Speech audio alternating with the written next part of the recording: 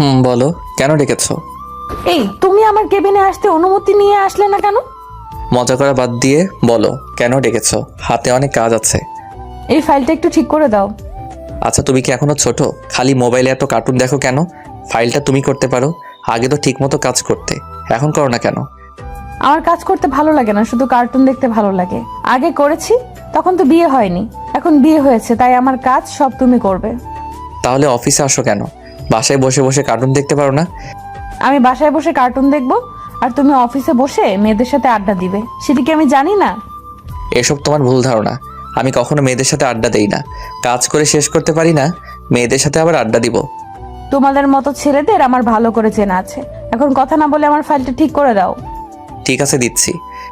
একটু রাগ নিয়ে কথাটা বললাম, আর প্রেমা মুচকি মুচকি হাসছে। আমি প্রেমার সামনে বসে ফাইলটা ঠিক করতে লাগলাম। 10 মিনিটের মধ্যে কাজ শেষ হয়ে গেল। এই নাও তোমার ফাইল। আমি আমার কেবিনে যাচ্ছি। যাওয়ার আগে আমাকে একটা কিস করে যাও। প্রেমা, এটা অফিস, তোমাকে বাসায় গেলে কিস করব। আমার হাতে অনেক কাজ জমে আছে। আমি তোমার কোনো কথাই শুনতে চাই না, তুমি এখন আমাকে কিস করবে। তোমার সাথে পারা যাবে না। কে বলেছে তোমাকে বিয়ে করতে? আমার জীবনটা তুমি তেনাফেনা করে দিচ্ছ। কি? আমি তোমার জীবনটা তেনা তেনা করে দিচ্ছি? লাগবে না তোমার কিস, তুমি গিয়ে তোমার কাজ করো। বাব্বা, আমার জানোটা দেখে আবার অভিমান করতে পারে। আমি তোমার কে যে আমি তোমার সাথে অভিমান করব? তুমি তো আমার সব। তোমাকে ছাড়া এই রাসেল পুরো অসহায়। চেয়ার থেকে উঠে গিয়ে প্রেমাকে পিছন থেকে জড়িয়ে ধরে কথাটা বললাম। তখন প্রেমা বলল, যদি তাই হতাম তাহলে আমার সব আবদার পূরণ করতে। আমি বুঝেছি তুমি এখন আমাকে আগের মতো ভালোবাসো না। আমি তোমাকে অনেক ভালোবাসি, আর ভালোবাসি বলে তো তোমার সব আবদার পূরণ করি। তাহলে এখন আমাকে কিস করো। দাঁড়াও, দরজাটা বন্ধ করে দিয়ে আসি। বলে কেবিনের দরজা বন্ধ করে প্রেমাকে জড়িয়ে ধরে তার ঠোঁটের সাথে আমার ঠোঁট লাগিয়ে দিলাম। 5 মিনিট কিস করার পর ছেড়ে দিলাম। তখন আমি বললাম, এবার খুশি হয়েছো? খুশি মানে? অনেক খুশি হয়েছি। ঠিক আছে, তুমি বসে বসে কার্টুন দেখো, আমি হাতের কাজগুলো শেষ করে আসি।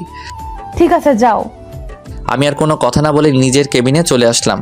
এতক্ষণে তো বকবক করেই গেছি, এখনও তো আমার পরিচয় দেওয়া হলো না। আমি রাসেল, বর্তমানে শ্বশুরের অফিসে কাজ করি। পরিবারে আব্বু আম্মু আর একটা ছোট বোন আছে, আর প্রেমা ও হচ্ছে এই অফিসের বস। তাহলে চলুন প্রেমা আর আমার কাহিনী একটু খুলে বলি। প্রেমার সাথে আমার বিয়ে কিভাবে হলো। সকালে ঘুম থেকে উঠতে দেরি হয়ে গেছে। আজকে অফিসে বসের মেয়ে আসবে। আমি অফিসে চাকরি করি আজ 1 বছর ধরে। বস আমার কাজ দেখে অনেক ভালোবাসে, তাই দেরি হলে সমস্যা হয় না। কিন্তু আজকে আমাকে একটু তাড়াতাড়ি অফিসে যেতে বলছে, সেখানে আজকেও লেট। না জানি আজকে কপালে কি হয়েছে। আমি ওয়াশরুমে ঢুকে ফ্রেশ হয়ে রেডি হয়ে নাস্তার টেবিলের সামনে গিয়ে একটা চেয়ার টেনে বসলাম। তখন আমি রাইসাকে বললাম, ওই আজকে আমাকে সকালে ডাকলি না কেন? আমি কি তোর চাকর নাকি যে প্রতিদিন তোকে ঘুম থেকে উঠিয়ে দেব? একটা বিয়ে করতে পারিস না? তাহলে তোর বউ সবসময় উঠিয়ে দেবে। এই তোর মাথায় বিয়ে ছাড়া আর অন্য কিছু আসে না? না, আমার তোর বিয়ে ছাড়া অন্য কিছু আসে না। তোকে বিয়ে না দেওয়া পর্যন্ত আমি বিয়ে করব না। তুই আমার জীবনটা শেষ করে দিচ্ছিস। আমার বিয়ে হয়ে গেলে তোর সাথে প্রতিদিন যুদ্ধ করবে কে? আমি তোকে বিয়ে না দেওয়া পর্যন্ত বিয়ে করব না। ঠিক আছে, আমি তাড়াতাড়ি বিয়ে করে তোকে বিয়ে দিয়ে বাসা থেকে বের করব। আগে বিয়ে করে দেখা, তারপর আমার কথা বলিস। এই, তোরা কি সারাদিন ঝগড়া করবি? এখনো কি তোরা ছোট আছিস? আমার কি দোষ? তোমার মেয়ে তো আমার সাথে সবসময় ঝগড়া করে। কি? আমি তোর সাথে প্রতিদিন ঝগড়া করি নাকি তুই আমার সাথে করিস? এই, তোরা থামবি? আজকে তোর বাবা বাজার থেকে আসুক, তোদের একটা ব্যবস্থা করতে বলবো। আমি তোদের 2 ভাই বোনের জ্বালায় বাঁচি না। তুমি যা খুশি করো, আগে আমাকে নাস্তা দাও। এমনি আজকে অফিসে লেট হয়ে গেছে। তারপর আজকে বসের মেয়ে অফিসে বসবে। এটা কি তোর আজকে নতুন নাকি? তুই তো প্রতিদিন সকালে দেরি করে উঠিস। আমি কি করব, আমার যে প্রচুর ঘুম, তাই সকাল সকাল উঠতে পারি না। তাহলে একটা বিয়ে করতে পারিস না? তোর বউ তোকে প্রতিদিন ডেকে তুলে দিবে। আম্মু, তুমিও ওই খাচ্চুনির মতো শুরু করছো। আগে ওটাকে বাসা থেকে বের করে তারপর আমি বিয়ে করব। আমি খাচ্ছুনি? তুই বিলাই, ছাগল, গরু আরো আছিস, সব হচ্ছিস তুই। এই তোদের আবার শুরু হয়ে গেছে। আর রাসেল, তোর আজকে না অফিসে লেট হয়ে গেছে, তাড়াতাড়ি নাস্তা করে অফিসে যা। আমি মনে মনে রাইসাকে স্বাধীন করলাম। আপনারা আবার ওকে বলে দিয়েন না, তা না হলে আমার অবস্থা খারাপ করে ছাড়বে। নাস্তা শেষ করে বাসার বাইরে এসে বাইক নিয়ে অফিসে যেতে লাগলাম। ও আপনাদের তো রাইসার ব্যাপারে বললাম না। রাইসা এবার মাস্টার্স শেষ করেছে, তাই বাসায় বসে থাকে। বিয়ের জন্য অনেক জায়গা থেকে আসে, কিন্তু তার এক কথা, আমাকে বিয়ে না দেওয়া পর্যন্ত সে বিয়ে করবে না। তাই ওর বিয়েটা হচ্ছে না। যত জায়গা থেকে বিয়ের জন্য আসে, রাইসা কিছু একটা বাহানা ধরে সবকিছু শেষ করে দেয়।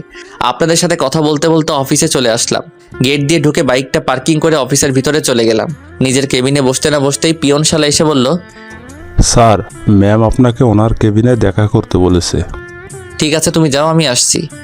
পিয়ন আর কোনো কথা না বলে চলে গেল। আমি দোয়া দরুদ পড়তে পড়তে ম্যামের কেবিনের সামনে গিয়ে বললাম, ভিতরে আসতে পারি ম্যাম? আসুন। আমি ভিতরে ঢুকে দেখি ম্যাম অপর দিকে চেয়ার ঘুরিয়ে বসে আছে। তখন আমি বললাম, ম্যাম আপনি আমাকে ডেকেছেন? এখন কয়টা বাজে? ম্যাম 10টা বাজে। আপনার অফিস কয়টায়? জি ম্যাম, সকাল 9টায়। তো অফিসে আসতে এত লেট কেন? প্রায় 1 ঘন্টা লেট। আপনাকে কি চেহারা দেখে বেতন দেওয়া হবে? আসলে ম্যাম ঘুম থেকে উঠতে দেরি হয়ে গেছে। আজকে সকালে আমাকে কেউ ঘুম থেকে ডেকে তুলে নাই, তাই লেট হয়ে গেছে। আপনি যে এরকম লেট করে অফিসে আসেন, আব্বু আপনাকে কিছু বলে না? উনি আমাকে কিছু বলে না, কারণ আমার কাজ শেষ করেই আমি বাসায় যাই।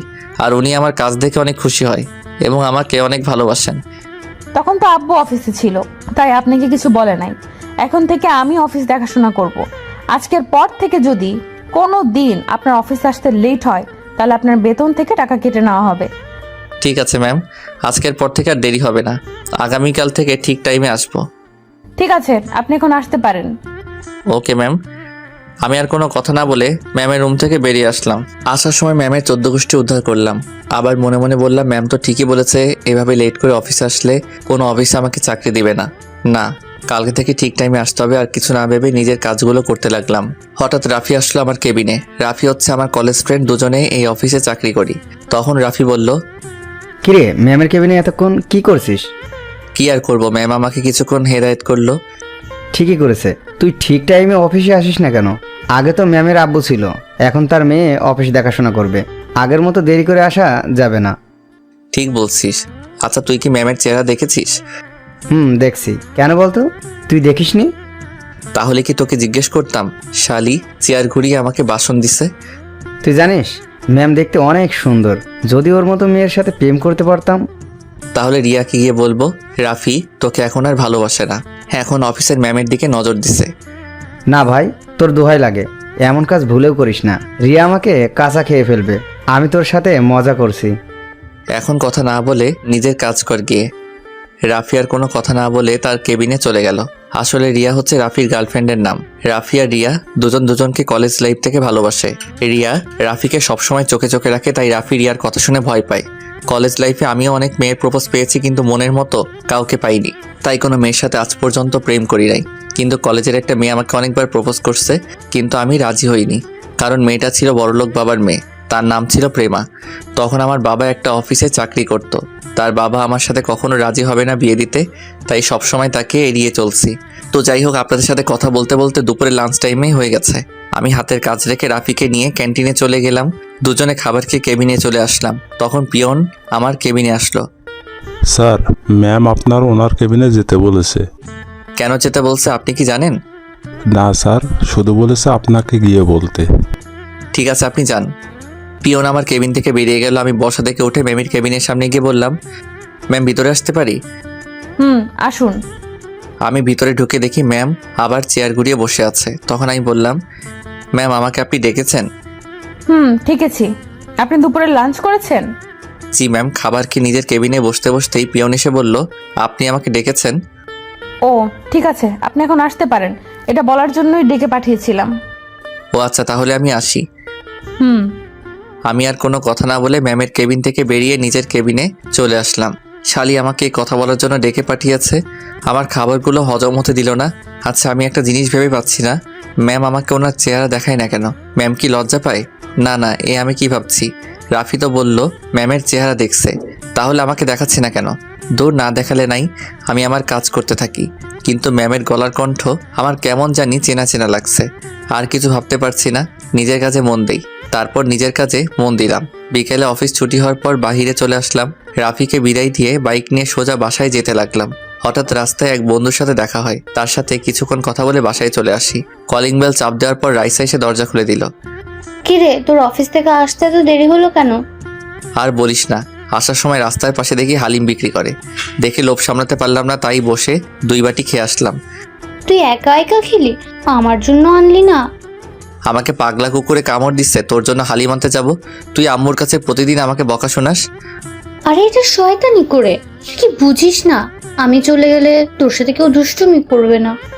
কথাটা রাইসা মন খারাপ করে বলছে। আমি ওর মন খারাপ করা দেখে তার জন্য যে হালিম এনেছি তা ওর সামনে ধরে বললাম, এই পাগলি বোন আমার, তোর এই ভাই কি কখনো তোকে ছাড়া কিছু খেয়েছে? তুই জানিস না তোর এই ভাই অনেক ভালোবাসে? রাইসা আমার কথা শুনে জড়িয়ে ধরে কান্না করে দিল। তখন রাইসা বলল, ভাইয়া তুই আমাকে এত ভালোবাসিস? রে পাগলি, তোর সাথে তো আমি ইচ্ছে করে দুষ্টামি করি। ঠিক আছে, এখন ভেতরে আয়। আর কোনো কথা না বলে ভিতরে ঢুকে নিজের রুমে চলে গেলাম। ওয়াশরুমে ঢুকে ফ্রেশ হয়ে বিছানায় শুয়ে মোবাইল টিপতে লাগলাম। আসলে বন্ধুর সাথে কথা বলে আসার সময় হালিম দেখে লোভ সামলাতে পারি নাই, তাই আমি 2 বাটি খেয়ে রাইসার জন্য 2 বাটি নিয়ে আসলাম। আব্বু আম্মু আবার হালিম খায় না, আমার রাইসার হালিম অনেক পছন্দ। তো যাই হোক, রাতে সবার সাথে খাবার খেয়ে রুমে চলে আসলাম। বিছানার সময় মোবাইল টিপতে গেলে ম্যামের কথাগুলো মনে পড়ে যায়। মোবাইলে অ্যালার্ম দিয়ে রাখলাম, তাই আর মোবাইল না টিপে ঘুমিয়ে পড়লাম। সকালে ঘুম থেকে তাড়াতাড়ি উঠে গেলাম। ঘড়ির দিকে তাকিয়ে দেখি মাত্র 7টা বাজে। এখন অফিসের টাইম 2 ঘন্টা বাকি আছে। বিছানা থেকে নেমে ওয়াশরুমে ঢুকে ফ্রেশ হয়ে একটা জামা গায়ে দিয়ে নিচে আসলাম। তখন আব্বু আম্মু এবং রাইসা আমার দিকে কেমন চোখে যেন তাকিয়ে আছে। আমি তো কিছুই বুঝতে পারছি না। তোমরা সবাই আমার দিকে এভাবে তাকিয়ে আছো কেন? আমি কি কোনো এলিয়েন নাকি? বাবা, তোর কিছু হয়েছে? শরীর খারাপ নাকি? এ কথা বললে কেন? আমি তো ঠিকই আছি। মানে আম্মু বলতে চাইছে সূর্য আজকে কোন দিকে উঠছে। কেন? প্রতিদিন যেদিকে উঠে আজকেও সেই দিকেই উঠেছে। রাইসা, আমার মনে হয় রাসেলের কিছু হয়েছে। যে ছেলেকে সকালে এত ডাকার পরেও উঠে না, সে ছেলে আজকে এত সকাল সকাল কিভাবে উঠলো? আমি কি সকাল সকাল উঠতে পারি না? সেটা তো আমরা আজ 1 বছর ধরে দেখে আসছি। আরে অফিসের ম্যাম অনেক কড়া। গতকাল আমাকে যে বাসন দিছে তাই সকাল সকাল ঘুম থেকে উঠে গেলাম।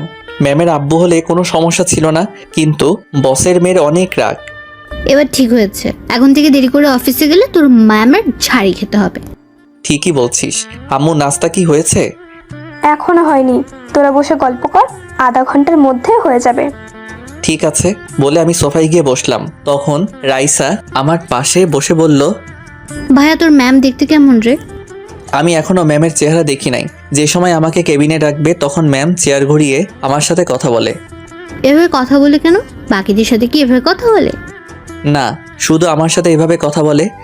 তাহলে আমার মনে হয় এখানে কোনো কারণ আছে। অফিসে সবার সাথে সামনাসামনি কথা বলে, তোর সাথে চেয়ার ঘুরিয়ে কথা বলে কেন?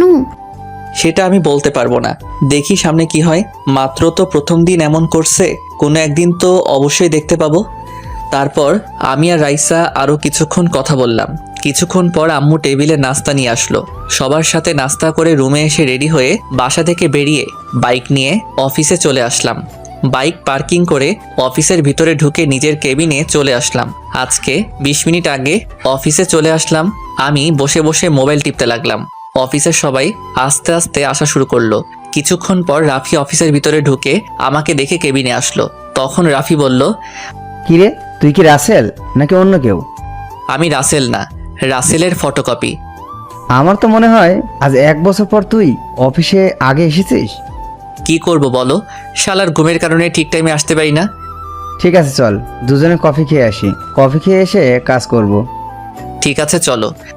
আমি আর রাফি কেবিন থেকে বেরিয়ে ক্যান্টিনে চলে গেলাম। দুজনে 2টা কফি খেয়ে অফিসে চলে আসলাম। রাফি ওর কেবিনে চলে গেল, আমি আমার কেবিনে বসে কাজ করতে লাগলাম। কাজ করতে করতে দুপুরে লাঞ্চের টাইম হয়ে গেছে, কিন্তু অবাক করার বিষয় হলো আজকে ম্যাম আমাকে তার কেবিনে ডাকে নাই। মনে হয় টাইম মতো আসার কারণে ডাকে নাই। আর ডাকে নাই ভালোই করছে, তা না হলে আমাকে কিছুক্ষণ ভাষণ দিত। এই যা শালির কথা বলতে না বলতেই পিয়ন এসে বলল, স্যার, ম্যাম আপনাকে ওনার কেবিনে ডাকছে। এখন তো দুপুরে লাঞ্চের টাইম, আমি এখন খাবার খেতে যাব। আমাকে বলে লাভ নেই, ম্যামের কাছে গিয়ে বলেন আপনাকে তাড়াতাড়ি যেতে বলেছে। এই কথা বলে পিয়ন কেবিন থেকে বেরিয়ে গেল। এখন লাঞ্চের টাইমে কেন ডাকলো? আবার অনেক খিদেও লাগছে, মনে কয় শালির মাথা ফাটিয়ে দেই। আমি কেবিন থেকে বেরিয়ে ম্যামের কেবিনের সামনে গিয়ে বললাম, ম্যাম ভিতরে আসতে পারি? আসুন। আমি ভিতরে গিয়ে দেখি ম্যাম আগের মতো চেয়ার ঘুরিয়ে বসে আছে। ম্যাম আমাকে কেন ডেকেছেন? এখন তো দুপুরের লাঞ্চ টাইম। আপনি আজকে আমার সাথে লাঞ্চ করবেন, তাই কেবিনে আসতে বললাম। আপনি আমার সাথে কিভাবে খাবার খাবেন? আপনি তো আপনার চেহারা এখনো পর্যন্ত আমাকে দেখান নাই। আমার চেহারা দেখলে আপনি চেয়ার থেকে উঠে যাবেন, কারণ আপনি আমাকে ভালো করে চেনেন। আমি আপনাকে চিনি মানে? কে আপনি? মনে করে দেখেন তো, কলেজে আপনাকে প্রতিদিন একটা মেয়ে প্রপোজ করতো, কিন্তু আপনি রাজি হতেন না। আপনি প্রেমার কথা বলছেন, কিন্তু আপনি ওকে চিনেন কিভাবে? আপনি সেটা পরে জানতে পারবেন। এখন বলেন, প্রেমার প্রপোজে রাজি হতেন না কেন? সে কি দেখতে খারাপ? আসলে ম্যাম, প্রেমা মেয়েটাকে আমারও অনেক পছন্দ, কিন্তু সে ছিল বড়লোক বাবার একমাত্র মেয়ে। আমার বাবা ছিল সাধারণ একটা অফিসের কর্মচারী। প্রেমার বাবা কখনো আমাদের সম্পর্ক মেনে নিবে না, তাই প্রেমা যতবার প্রপোজ করত আমি তাকে ফিরিয়ে দিতাম। তোমার বাবা অফিসে কর্মচারী তো কি হয়েছে? উনি কি মানুষ না?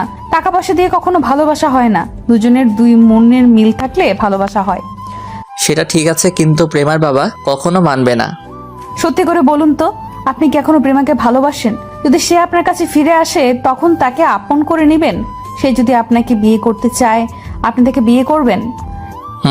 আমি এখনো তাকে ভালোবাসি, কিন্তু সে এখন কোথায় থেকে ফিরে আসবে? তাকে তো পড়ালেখা ছাড়ার পর আর দেখতেই পাইনি। সে আপনার আশেপাশেই আছে, আপনি বলুন তাকে আপন করবেন। বিয়ে করতে রাজি আছি, যদি তার বাবা মা এবং আমার বাবা মা রাজি থাকে। প্রেমার বাবা মা সবাই রাজি আছে, এখন আপনি রাজি কিনা সেটা বলুন। আপনি জানলেন কিভাবে যে প্রেমা রাজি আছে? আপনি কে? হঠাৎ ম্যাম চেয়ার ঘুরিয়ে আমার দিকে তাকিয়ে মুচকি মুচকি হাসছে। আমি তো ম্যামকে দেখে অবাক হয়ে গেলাম। এ আর কেউ নয়, প্রেমা। তখন প্রেমা আমাকে বলল, কি ব্যাপার, শখ খেলো নাকি মিস্টার রাসেল? প্রেমা তুমি এখানে? তার মানে এটা তোমাদের অফিস? এটা আমাদের অফিস। 4 দিন আগে অফিসে আব্বুর কাছে আসলাম, তখন হঠাৎ তোমাকে অফিসে দেখি। তারপর আব্বুকে বুঝিয়ে আমি অফিসে জয়েন করি। আব্বু আমাকে আগের থেকে বলেছে অফিসের দায়িত্ব হাতে নেওয়ার জন্য, কিন্তু আমার অফিসের কাজ করতে ভালো লাগে না। তোমাকে দেখে অফিসের বসের দায়িত্ব পালন করতে এসেছি। এই জন্যই তো বলি তুমি আমাকে চেহারা দেখাও না কেন? তোমার গলার কণ্ঠ কেমন যেন চেনা চেনা লাগছে। আচ্ছা, তুমি পড়াশোনা শেষ করার পর কোথায় ছিলে? আসলে পড়ালেখা শেষ করার কিছুদিন পর আমার ব্লাড ক্যান্সার ধরা পড়ে। প্রায় 6 মাস বাংলাদেশে অনেক ডাক্তার দেখেছি, কিন্তু কোনো উন্নতি দেখছি না। তারপর আব্বু আমাকে আমেরিকা মামাদের কাছে নিয়ে যায়। সেখানে একটা হসপিটালে আমার অপারেশন হয়। আল্লাহ দিলে 6 মাসে আমি পুরোপুরি সুস্থ হয়ে যাই। সুস্থ হয়ে বাংলাদেশে ফিরে আসি। ও রাসেল, তুমি আমাকে একটু ভালোবাসা দিবে? আমি সারা জীবন তোমায় আগলে রাখবো, কখনো কষ্ট পেতে দিব না। আমি চেয়ার থেকে উঠে প্রেমাকে পিছন থেকে জড়িয়ে ধরে বললাম, আমিও তোমাকে ভালোবাসি। একমাত্র তোমার কারণে সব মেয়েদের রিজেক্ট করে দিছি। আমি তোমাকে প্রথম দিন কলেজে দেখে পছন্দ করে ফেলি, কিন্তু যখন শুনলাম তুমি বড়লোক বাবার একমাত্র মেয়ে, তখন পিছিয়ে গেলাম। তুমি জানো আমি আব্বুর কাছে তোমার ব্যাপারে সবকিছু খুলে বসছি। আব্বু তোমার কথায় অনেক খুশি। আব্বু তোমার মতো একটা ছেলে খুঁজছে আমার জন্য। তাহলে তো আর কোনো সমস্যা নেই, কিছুদিন পরে তোমাকে বিয়ে করে বাসায় নিয়ে যাব। ঠিক আছে, লাঞ্চ টাইম তো শেষ হয়ে গেছে, তুমি ফ্রেশ হয়ে আসো। আজকে তোমার জন্য নিজ হাতে বিরিয়ানি বানিয়ে নিয়ে আসলাম। ওকে, আমি ফ্রেশ হয়ে আসছি বলে ওয়াশরুমে ঢুকে ফ্রেশ হয়ে আসলাম। প্রেমা আমার সামনে একটা টিফিন বক্স দিল। আমি খুলে দেখি বিরিয়ানি। আমি খেতে শুরু করলাম। হঠাৎ মনে হলো প্রেমা তো এখনো খাবার খায়নি। আসলে পেটের খিদায় প্রেমার কথা ভুলে গেছি। প্রেমার দিকে তাকিয়ে দেখে আমার দিকে তাকিয়ে আছে। আমি কোনো কথা না বলে প্রেমার মুখের সামনে খাবার ধরলাম। প্রেমা কোনো কথা না বলে খেতে লাগলো।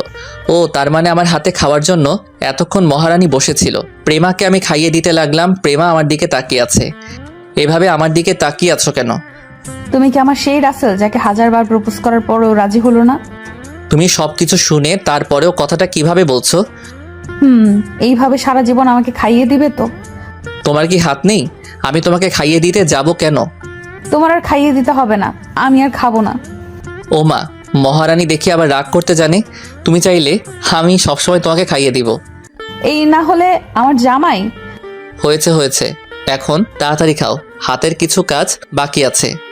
আজকে তোমাকে আর কাজ করতে হবে না, দুজন মিলে বাইরে ঘুরতে যাব। ঠিক আছে। তারপর দুজনে খাবার খেলাম। প্রেমা আমার থেকে টিফিন বক্সটা নিয়ে ওয়াশরুমে চলে গেল।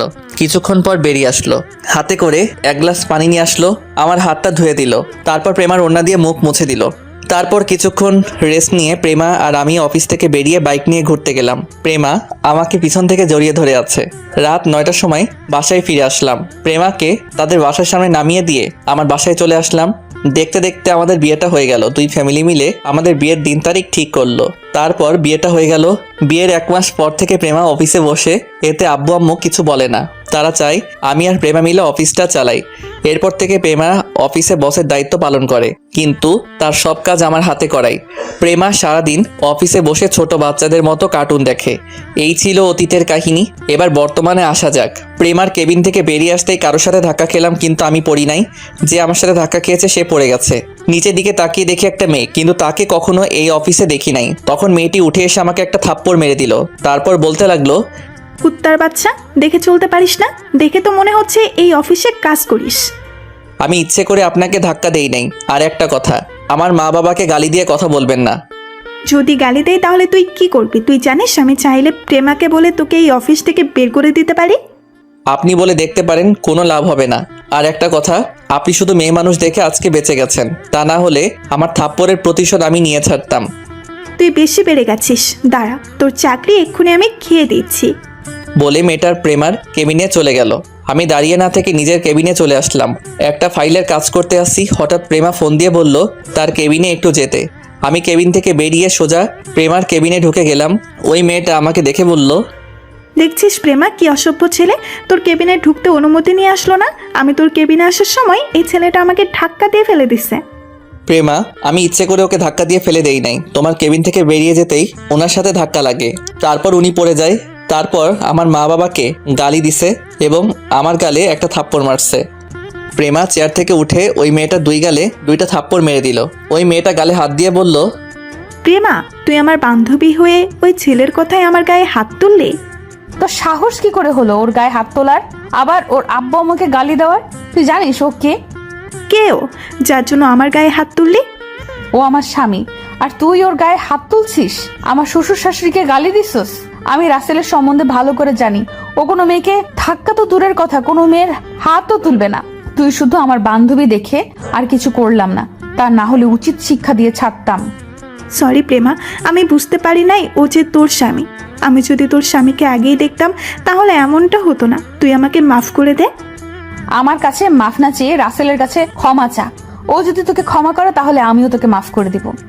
আপনি আমাকে ক্ষমা করে দেন, আমি আপনাকে চিনতে পারি নাই। আমি তোমাকে ক্ষমা করে দিছি, ভবিষ্যতে এমন কাজ আর কারোর সাথে করবেন না, তা না হলে তোমাকে পস্তাতে হবে, কথা মনে রাখিস। এই বলে আমি নিজের কেবিনে চলে আসলাম। তারপর বিকালে অফিস ছুটির পর গাড়ি নিয়ে প্রেমার জন্য অপেক্ষা করতে লাগলাম। কিছুক্ষণ পর প্রেমা অফিস থেকে বেরিয়ে আসলো। প্রেমা এসে আমার সাথে সামনের সিটে বসলো। তখন প্রেমা বলল, কি ব্যাপার, তুমি আমাকে নিয়ে আসলে না কেন? আমি মনে করছি ওই মেয়েটা তোমার কেবিনে, তাই আর যাইনি। আচ্ছা, মেয়েটাকে? ও হচ্ছে নদী, আমার সাথে হাই স্কুল লাইফ পর্যন্ত পড়েছে। আমরা দুজন বান্ধবী। এসএসসি পাশ করার পর তার আব্বু ওকে বাইরের রাষ্ট্রে পাঠিয়ে দেয়। তারপর পড়ালেখা শেষ করে দেশে এসে তাদের নিজের অফিস দেখাশোনা করে। ও, তাহলে ও আমাকে দেখে নাই? তোমার সাথে যোগাযোগ ছিল না? যোগাযোগ থাকলে কি আজকের এই ঘটনা ঘটতো? তাও ঠিক বলছো। তারপর আমি আর প্রেমা কথা বলতে বলতে বাসায় চলে আসলাম। আপনাদের একটা কথা বলে রাখি, প্রেমা বাসায় আসলে আব্বু আম্মুর সেবা যত্ন করা শুরু করে। বাসায় প্রেমা আমার সাথে তেমন শয়তানি করে না, অফিসে আমার অবস্থা খারাপ করে ফেলে। তার এসব পাগলামি আমার অনেক ভালো লাগে। বাসায় এসে কলিং বেল চাপ দিলাম। কিছুক্ষণ পর আম্মু এসে দরজা খুলে দিল। আমাদের দেখে আম্মু বলল, কি রে, তোরা এসেছিস? আম্মু। আম্মু, তুমি দুপুরের ওষুধ ঠিক মতো খেয়েছো? খেয়েছি, আর আল্লাহ দিলে আমি এখন ভালো আছি। আমাকে তোর চিন্তা করতে হবে না। ঠিক আছে, এখন বলো আব্বু কোথায়? তোর আব্বু রুমে বসে কফি খাচ্ছে আর পেপার পড়ছে। ঠিক আছে রাসেল, তুমি রুমে যাও, আমি আব্বুকে দেখে আসছি। ঠিক আছে যাও। আমি আর কোনো কথা না বলে রুমে চলে আসলাম। প্রেমা আব্বুর রুমে চলে গেল। এবার দেখছেন প্রেমা বাসায় আসলে কি করে? আমি ওয়াশরুমে ঢুকে ফ্রেশ হয়ে বিছানায় শুয়ে মোবাইল টিপতে লাগলাম। রাতে সবার সাথে খাবার খেয়ে আমি রুমে চলে আসলাম। প্রেমা আব্বু আম্মুকে ওষুধ খাইয়ে দিয়ে আসবে, আর রাইসা তার এক বান্ধবীর বিয়েতে গেছে, তাই ওর কথা বললাম না। কিছুক্ষণ পর প্রেমা রুমে ঢুকে দরজা লাগিয়ে বিছানায় এসে আমাকে জড়িয়ে ধরলো। এই, আমি মা হতে চাই। আব্বু আম্মুর অনেক শখ দাদা দাদির রাগ শোনার। আগে রাইসার বিয়েটা হয়ে যাক, তারপর সব হবে। আমি তোমার কোনো কথা শুনতে চাই না, আমি বলছি মা হব। এখন তুমি ছেলে মেয়ে লালন পালন করতে পারবে? আমি পারবো, তুমি আমাকে একটা তোমার মতো ছেলে দাও। ঠিক আছে, কিছুদিন অপেক্ষা করো, তারপর তোমার সব আবদার পূরণ করব। ওকে, এখন আমাকে একটা কিস করো। ঠিক আছে, করছি। আমি প্রেমাকে জড়িয়ে ধরে তার ঠোঁটের সাথে ঠোঁট লাগিয়ে দিলাম। প্রায় 5 মিনিট পর ছেড়ে দিয়ে দুজন দুজনকে জড়িয়ে ধরে শুয়ে পড়লাম। আজ 5 দিন পর আমি রাতের খাবার খেয়ে রুমে শুয়ে মোবাইল টিপতে আসি। হঠাৎ রাইসা আমার রুমে আসলো। তখন আমি রাইসাকে দেখে বললাম, কিরে রাইসা, তুই আমার রুমে কিছু বলবি? রাইসা আমার পাশে বসে বলল, আসলে ভাইয়া, কলেজ লাইফ থেকে একটা ছেলের নাম রনি আমাকে ভালোবাসে, কিন্তু আমি তাকে ফিরিয়ে দিই। আমি তাকে বলছি আমি তাকে ভালোবাসতে পারবো না, কিন্তু সে আমাকে প্রতিদিন ভালোবাসার কথা বলে। আমার বান্ধবীর বিয়েতে রনি এসে আমাকে ভালোবাসার কথা বলেছে। ছেলেটা কেমন, ভালো নাকি খারাপ? ভাইয়া, ছেলেটা অনেক ভালো, আমার সাথে কখনো খারাপ কিছু করে নাই, শুধু ভালোবাসার কথা বলে। তোর কি রনিকে পছন্দ হয়? ছেলেটাকে পছন্দ হয়, কিন্তু আমি ভালোবাসা বিশ্বাস করি না। আমি ওকে বলেছি আমার বাসায় বিয়ের প্রস্তাব নিয়ে আসতে। তখন সে কি বলেছে? রনি বলেছে তার আব্বু আম্মুকে রাজি করিয়ে কালকে আমাদের বাসায় আসবে। রনি বর্তমানে কি করে? রনি এখন তাদের অফিস দেখাশোনা করে। ঠিক আছে, কালকে তাহলে আসুক, আমি সব ব্যবস্থা করছি। ঠিক আছে ভাইয়া, আব্বু আম্মুর কাছে বলতে লজ্জা লাগে, তাই তোর কাছে বলেছি। সমস্যা নেই, আমি সব দেখছি, তুই রুমে যা। রাইসা আর কোনো কথা না বলে রুম থেকে বেরিয়ে গেল। আমি শুয়ে শুয়ে মোবাইল টিপতে লাগলাম। প্রেমা রুমে এসে দরজা লাগিয়ে আমাকে জড়িয়ে ধরে বলল, রাইসাকে দেখলাম রুম থেকে বেরিয়ে যেতে। কেন এসেছে রাইসা? তাহলে শোনো। তারপর রাইসা আমার সাথে কি বলেছে সবকিছু প্রেমাকে খুলে বললাম। তাহলে তো ভালোই, রাইসার বিয়ে হয়ে গেল, আমি তোমার কাছে একটা সন্তান পাবো। ঠিক আছে, দিব। তাহলে কালকে আর দুজন অফিসে যাব না, ম্যানেজার আঙ্কেলকে বলবো সবকিছু দেখে রাখতে। ওকে, ঠিক আছে। তারপর দুজন দুজনকে জড়িয়ে ধরে শুয়ে পড়লাম। এবার আপনাদের একটা কথা বলি, আমার আর প্রেমার বিয়ের পর এখনো প্রেমার সাথে গভীরে যাইনি, কারণ বিয়ের 2 দিন আগে থেকে আম্মু অসুস্থ হয়ে পড়ে। তাই বাসর রাতে প্রেমাকে বলেছি আম্মু সুস্থ না হওয়া পর্যন্ত আমরা গভীরে যাব না। প্রেমাও আমার সাথে একমত দিছে। এরপর আমাদের মাঝে কিছুই হয়নি।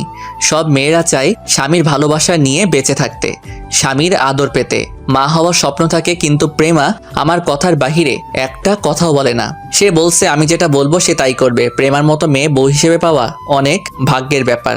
তো যাই হোক, পরের দিন রনি এবং তার মা বাবা আমাদের বাসায় আসলো। তাদের সাথে কথা বলে বোঝাতে পারলাম তারা অনেক ভালো। রনি ছেলেটা দেখতে অনেক সুন্দর, কথাবার্তা অনেক ভালো। রনির আব্বু আম্মু রাইসাকে পছন্দ হয়েছে। এখন আমাদের বলছে তাদের বাসা এবং তাদের ব্যাপারে জেনে আসতে। এরপর তারা চলে গেল। পরের দিন আমি আব্বু রনিদের বাসায় গেলাম। তাদের বাসায় যাওয়ার আগে কিছু মানুষ থেকে তাদের বিষয় জিজ্ঞেস করলাম। সবাই তাদের ব্যাপারে ভালো বলছে। রনিদের বাসায় গিয়ে সবকিছু দেখলাম। আল্লাহ দিলে সবকিছু ঠিক আছে। রনির আব্বু আম্মুকে বলছি আমাদের বাড়িতে গিয়ে বিয়ের দিন তারিখ ঠিক করে আসতে। আজকে রাইসার গায়ে হলুদ, অফিসের সবাইকে দাওয়াত দেওয়া হয়েছে। রাফিকে বলছি রিয়াকে নিয়ে আসতে। বিয়ের সবকিছু আমার নিজের মতো করে সাজিয়েছি, কোনো কিছুর কমতি রাখি নাই। আমি কাজের লোকগুলোকে সবকিছু ঠিকঠাকভাবে দেখিয়ে দিচ্ছি। হঠাৎ নদী আমার সামনে এসে বলল, কেমন আছেন? আমি ভালো আছি, আপনি কেমন আছেন? আমিও ভালো আছি। আপনি কি আমার উপরে এখনো রেগে আছেন? আরে না, আমি ওই দিনই সবকিছু ভুলে গেছি। তা কোন সময় আসলেন? কিছুক্ষণ আগে আসলাম। আমি আসতে চাইনি, কিন্তু প্রেমার জোড়াজুড়িতেই আসতে হলো। ঠিক আছে, আপনি প্রেমার কাছে যান, আমি এদিকে কাজের লোকগুলোকে ঠিকঠাক মতো দেখিয়ে দিচ্ছি। আচ্ছা ঠিক আছে। নদী আর কোনো কথা না বলে প্রেমার কাছে চলে গেল। আমি এদিকে সবকিছু কাজের লোকগুলোকে দেখিয়ে দিতে লাগলাম। রাতে সবাই রাইসাকে হলুদ লাগাতে লাগলো। এক এক করে সবাই হলুদ লাগাতে আসে। হঠাৎ প্রেমা আমার সামনে আসলো। আজকে প্রেমা একটা হলুদ রঙের শাড়ি পরছে, তাকে দেখতে অনেক সুন্দর লাগছে। প্রেমা আমার সামনে এসে বলল, কি ব্যাপার, তুমি এখানে দাঁড়িয়ে আছো কেন? চলো দুজনে একসাথে রাইসাকে হলুদ লাগাবো। দেখো না, সব স্বামী স্ত্রী একসাথে মিলে হলুদ লাগাচ্ছে। ঠিক আছে চলো। আমি আর প্রেমা রাইসার 2 পাশে বসলাম। প্রথমে আমি রাইসার মুখে হলুদ লাগালাম, এরপর প্রেমা লাগালো। হঠাৎ প্রেমা আমার মুখেও লাগিয়ে দিল। এটা দেখে সব মেহমান হাসতে লাগলো। আবার অনেকে দাঁড়িয়ে দাঁড়িয়ে বলছে এদের দুজনকে জামাই বউয়ে অনেক মানিয়েছে। আমি কিছুক্ষণ প্রেমার সাথে দুষ্টুমি করে বাসার ছাদে চলে আসলাম। প্রেমা আর নদী মিলে রাইসার হাতে মেহেদি লাগাচ্ছে। হঠাৎ দেখি রাফি আর রিয়া ছাদের উপরে আসলো। তখন রাফি বলল, কিরে, ছাদের উপরে দাঁড়িয়ে কি করছিস? না, এমনি ভালো লাগছে না। কেন, হঠাৎ তোর আবার কি হলো? আরে তুমি বুঝো না, আজকে রাত্রের পরে তো তার বোনটা স্বামীর বাসায় চলে যাবে, তাই ভালো লাগছে না। ও এ কথা, এখানে তো কিছুই করার নেই। মেয়ে হয়ে যখন জন্মগ্রহণ করেছে, বিয়ের পর তো স্বামীর বাড়িতে যেতে হবে। আমার বোনটা অনেক আদরের। আমি ওর সাথে সবসময় দুষ্টুমি করতাম। আমার সাথে রাগ করলে আমি তার রাগ ভেঙে দিতাম। আমি আমার বোনটাকে অনেক ভালোবাসি। আমি এ কথা বলে কান্না করে দিলাম। রাফি আমাকে জড়িয়ে ধরে বলল, আরে পাগল, কান্না করিস কেন? তুই যদি ভেঙে পড়িস তাহলে রাইসা অনেক কষ্ট পাবে, আর তার সামনে সবসময় হাসি খুশি থাকবি। তাকে তুই কিছু বুঝতে দিবি না। আচ্ছা ঠিক আছে। রাফি আর রিয়া আরও কিছুক্ষণ কথা বলে নিচে চলে গেল। আমি ছাদের উপরে দাঁড়িয়ে আকাশের দিকে তাকিয়ে আছি। হঠাৎ কেউ একজন পিছন থেকে ঘাড়ে হাত দিল। আমি তাকিয়ে দেখি প্রেমা। কি ব্যাপার প্রেমা, তুমি এখানে কেন? ওদিকের কাজ কি শেষ? মেহেদি লাগানো শেষ, এখন সবাই বসে নাচ গান উপভোগ করতে আসে। আমি তোমাকে না দেখে ছাদে আসলাম। তুমি এখানে একা একা কি করো? এমনি ভালো লাগছে না, তাই ছাদে দাঁড়িয়ে আছি। আমি মনের কথা বুঝতে পারছি, মন খারাপ করো না। সব মেয়েকে বিয়ের পর স্বামীর বাড়িতে যেতে হবে, এটা দুনিয়ার নিয়ম। প্রেমা আমাকে একটু জড়িয়ে ধরে থাকবে কিছুক্ষণ? এটা আবার বলতে হবে নাকি? এই বলে প্রেমা আমাকে শক্ত করে জড়িয়ে ধরলো। আমিও প্রেমাকে শক্ত করে জড়িয়ে ধরলাম। দুজনে কিছুক্ষণ এইভাবে থেকে নিচে চলে আসলাম। প্রেমা আমাকে খাবার খেয়ে আসতে বলেছে, আমি খাবো না বলে রুমে চলে আসলাম। প্রেমা কোনো কথা না বলে নিচে চলে গেল। আমি রুমে এসে ফ্রেশ হয়ে বিছানায় শুয়ে পড়লাম। কিছুক্ষণ পর প্রেমা রুমে আসলো, হাতে 1 প্লেট খাবার নিয়ে এসেছে। প্রেমা প্লেটটা বিছানায় রেখে পানি নিয়ে আসলো, আমার পাশে বসে বলল, উঠে বসো, খাবার খেয়ে নাও। প্রেমা আমি খাবার খাবো না, তুমি খেয়ে নাও। সারাদিন কাজে বিজি ছিলে, খাওয়া দাওয়া ঠিক মতো করো নাই, এখন উঠে বলছি, আমি নিজের হাতে খাইয়ে দিচ্ছি। প্রেমার জোড়াজড়িতে উঠে বসলাম। প্রেমা আমাকে নিজের হাতে খাইয়ে দিতে লাগলো। প্রেমার চেহারা দেখে বোঝা যাচ্ছে প্রেমাও এখনো খায়নি।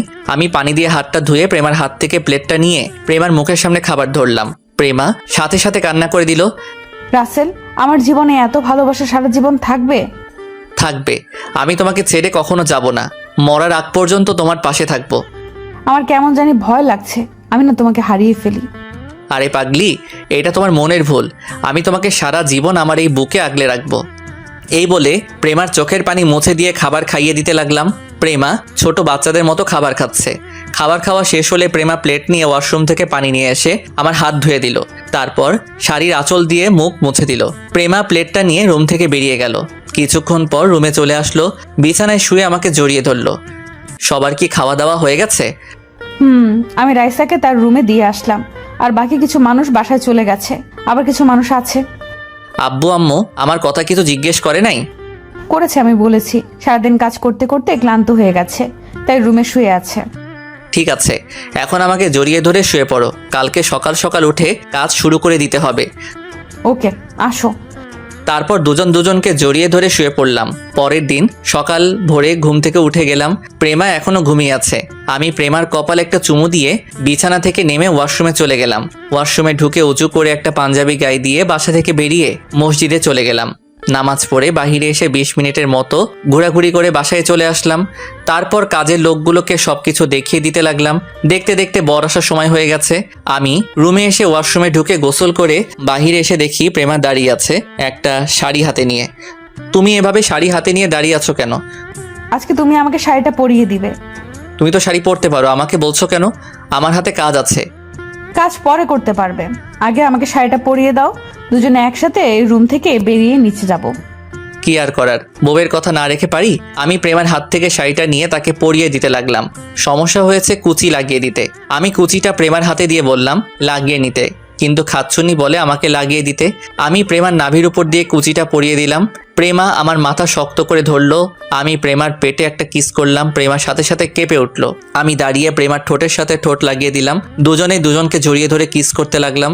কিছুক্ষণ পর ছেড়ে দিয়ে দুজনে রেডি হয়ে একসাথে রুম থেকে বেরিয়ে আসলাম। হঠাৎ নিচের দিকে তাকিয়ে আমি তো পুরো অবাক হয়ে গেলাম। নিচের দিকে তাকিয়ে দেখি বাসার সব মেহমান আমাদের দিকে তাকিয়ে আছে। দুজনে একসাথে নিচে নামলাম। প্রেমা চলে গেছে রাইসার কাছে। আমি কাজের লোকদের কাছে চলে আসলাম। কিছুক্ষণ পর বর চলে এসেছে। সবাই রনিকে স্টেজে নিয়ে বসালো। রাইসাকে নিয়ে এসে রনির পাশে বসালো। আমার বোনটাকে বধূ সাজে অনেক সুন্দর লাগছে। আর কিছুক্ষণ বোনটা বাসায় থাকবে, তারপর বরের সাথে শ্বশুর বাড়ি চলে যাবে। কাজী এসে বিয়ে পড়ানো শুরু করলো। বিয়ে পড়ানো শেষ, কাজী মোনাজাত ধরলো। মোনাজাত শেষে সবাইকে খাবার পরিবেশন করা হলো। আমি কাজের লোকের সাথে ধরাধরি করে কাজ করছি। হঠাৎ দেখি একটা ছেলে প্রেমার দিকে কেমনভাবে তাকিয়ে আছে। আমি কাজ রেখে ছেলেটার কাছে গেলাম। তখন তাকে জিজ্ঞেস করলাম, কি ভাই, এমন করে ওই মেয়েটার দিকে তাকিয়ে আছেন কেন? সেটা কি তোকে বলতে হবে? অবশ্যই আমাকে বলতে হবে। তুই কে রে যে আমি তোর কাছে বলবো? আমি এই বাড়ির একজন সদস্য, তাই তোকে বলতে হবে।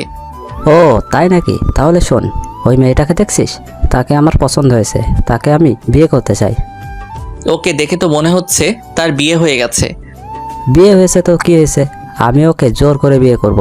ওকে দেখতে ভীষণ সেক্সি লাগছে, তাকে আমার জীবনে চাই। ছেলেটার কথা শুনে আমি সাথে সাথে 2টা থাপ্পড় মেরে দিলাম। বাড়ির সব মেহমান আমাদের ঘিরে ফেলেছে। তখন আমি ওই ছেলেটার কলার ধরে বললাম, তোর সাহস কি করে হয় আমার বউকে খারাপ কথা বলার? তোর ঘরে কি মা বোন নেই? আজকে তোকে আমি মেরেই ফেলবো। বলে ছেলেটাকে ইচ্ছে মতো মারতে লাগলাম। প্রেমা আমাকে জোর করে ছাড়িয়ে নিয়ে আসলো। তখন আমাদের মাঝে রনি চলে আসলো। সে বলল, ভাইয়া এখানে কি হয়েছে আর আপনি জীবনকে মারলেন কেন? ও আমার মামাতো ভাই হয়। তোমার এই মামাতো ভাই আমার বউকে আমার সাথে খারাপ কথা বলেছে, তাই আমি তাকে মারলাম। জীবন ভাইয়া যেটা বলেছে সেটা কি সত্যি? না রনি ভাইয়া, আমি ওনার বউকে খারাপ কথা বলিনি। কি তুই এখন মিথ্যা কথা বলছিস? আজকে আমি তোকে মেরে ফেলবো। জীবন, আমি ভাইয়াকে ভালো করে চিনি, ও অন্যায়ভাবে কাউকে মারবে না। তুই যদি সত্যি কথা না বলিস তাহলে আমার হাত তোর গায়ে উঠবে। আমাকে সবাই ধরে রেখেছে।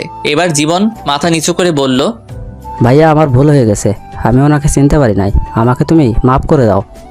সি সি সি সি, আমার ভাবতে অবাক লাগে তুই বিয়ে বাড়িতে এসে এমন কথা বলবি। আমি তোকে অনেক ভালো মনে করেছি, তুই এখনই ভাইয়ার পা ধরে ক্ষমা চাইবি। ভাইয়া তোকে মাফ করলে আমিও মাফ করে দিব। জীবন দাঁড়িয়ে না থেকে আমার পা ধরে বলতে লাগলো, ভাইয়া আমার ভুল হয়ে গেছে, আমাকে আপনি ক্ষমা করে দেন। ঠিক আছে, আমি তোকে ক্ষমা করে দিলাম। আর কখনো এমন কথা কাউকে বলবি না। মেয়েরা হচ্ছে মায়ের জাত, আর আমার বউ তোমার থেকে বড়, তাকে বড় বোনের নজরে দেখবে। ঠিক আছে ভাইয়া, এমন ভুল আর জীবনেও হবে না। ঠিক আছে, আপনারা সবাই যার যার জায়গায় চলে যান। প্রেমা আমাকে টেনে রুমে নিয়ে আসলো। তখন আমাকে বলল, তুমি ছেলেটাকে মারলে কেন? একটু বুঝিয়ে বললেই তো হতো। তোমার নামে খারাপ কথা বলবে, আমি তাকে এমনি এমনি ছেড়ে দিব? হয়েছে, এখন মাথা ঠান্ডা করো। ও ছেলে তার ভুল বুঝতে পেরেছে। ঠিক আছে, এখন তুমি রাইসার কাছে যাও, আমি এদিকটা দেখছি। প্রেমা আর কিছু না বলে রুম থেকে বেরিয়ে গেল। আমি রুম থেকে বেরিয়ে কাজে লেগে পড়লাম। আস্তে আস্তে সবার খাওয়া দাওয়া শেষ হয়ে গেল। এখন রাইসাকে বিদায় দেওয়ার পালা। রাইসা আব্বু আম্মুকে জড়িয়ে ধরে কান্না করতে লাগলো, নিজের চোখ দিয়ে পানি পড়তে লাগলো। বোনটার সাথে অনেক দুষ্টুমি করছি, এখন কার সাথে করব? রাইসা মা বাবাকে ছেড়ে আমাকে জড়িয়ে ধরে কান্না করে দিল। আমি রনির হাতে রাইসাকে তুলে দিয়ে বললাম, রনি, আমার বোনটাকে তোমার হাতে তুলে দিলাম। ওর চোখে কখনো অশ্রু ঝরতে দেই নেই। তুমি আমার বোনটার খেয়াল রেখো, তাকে কখনো কষ্ট দিও না। আপনি কোনো চিন্তা করবেন না ভাইয়া, আমি রাইসাকে কখনো কষ্ট দিতে দেব না।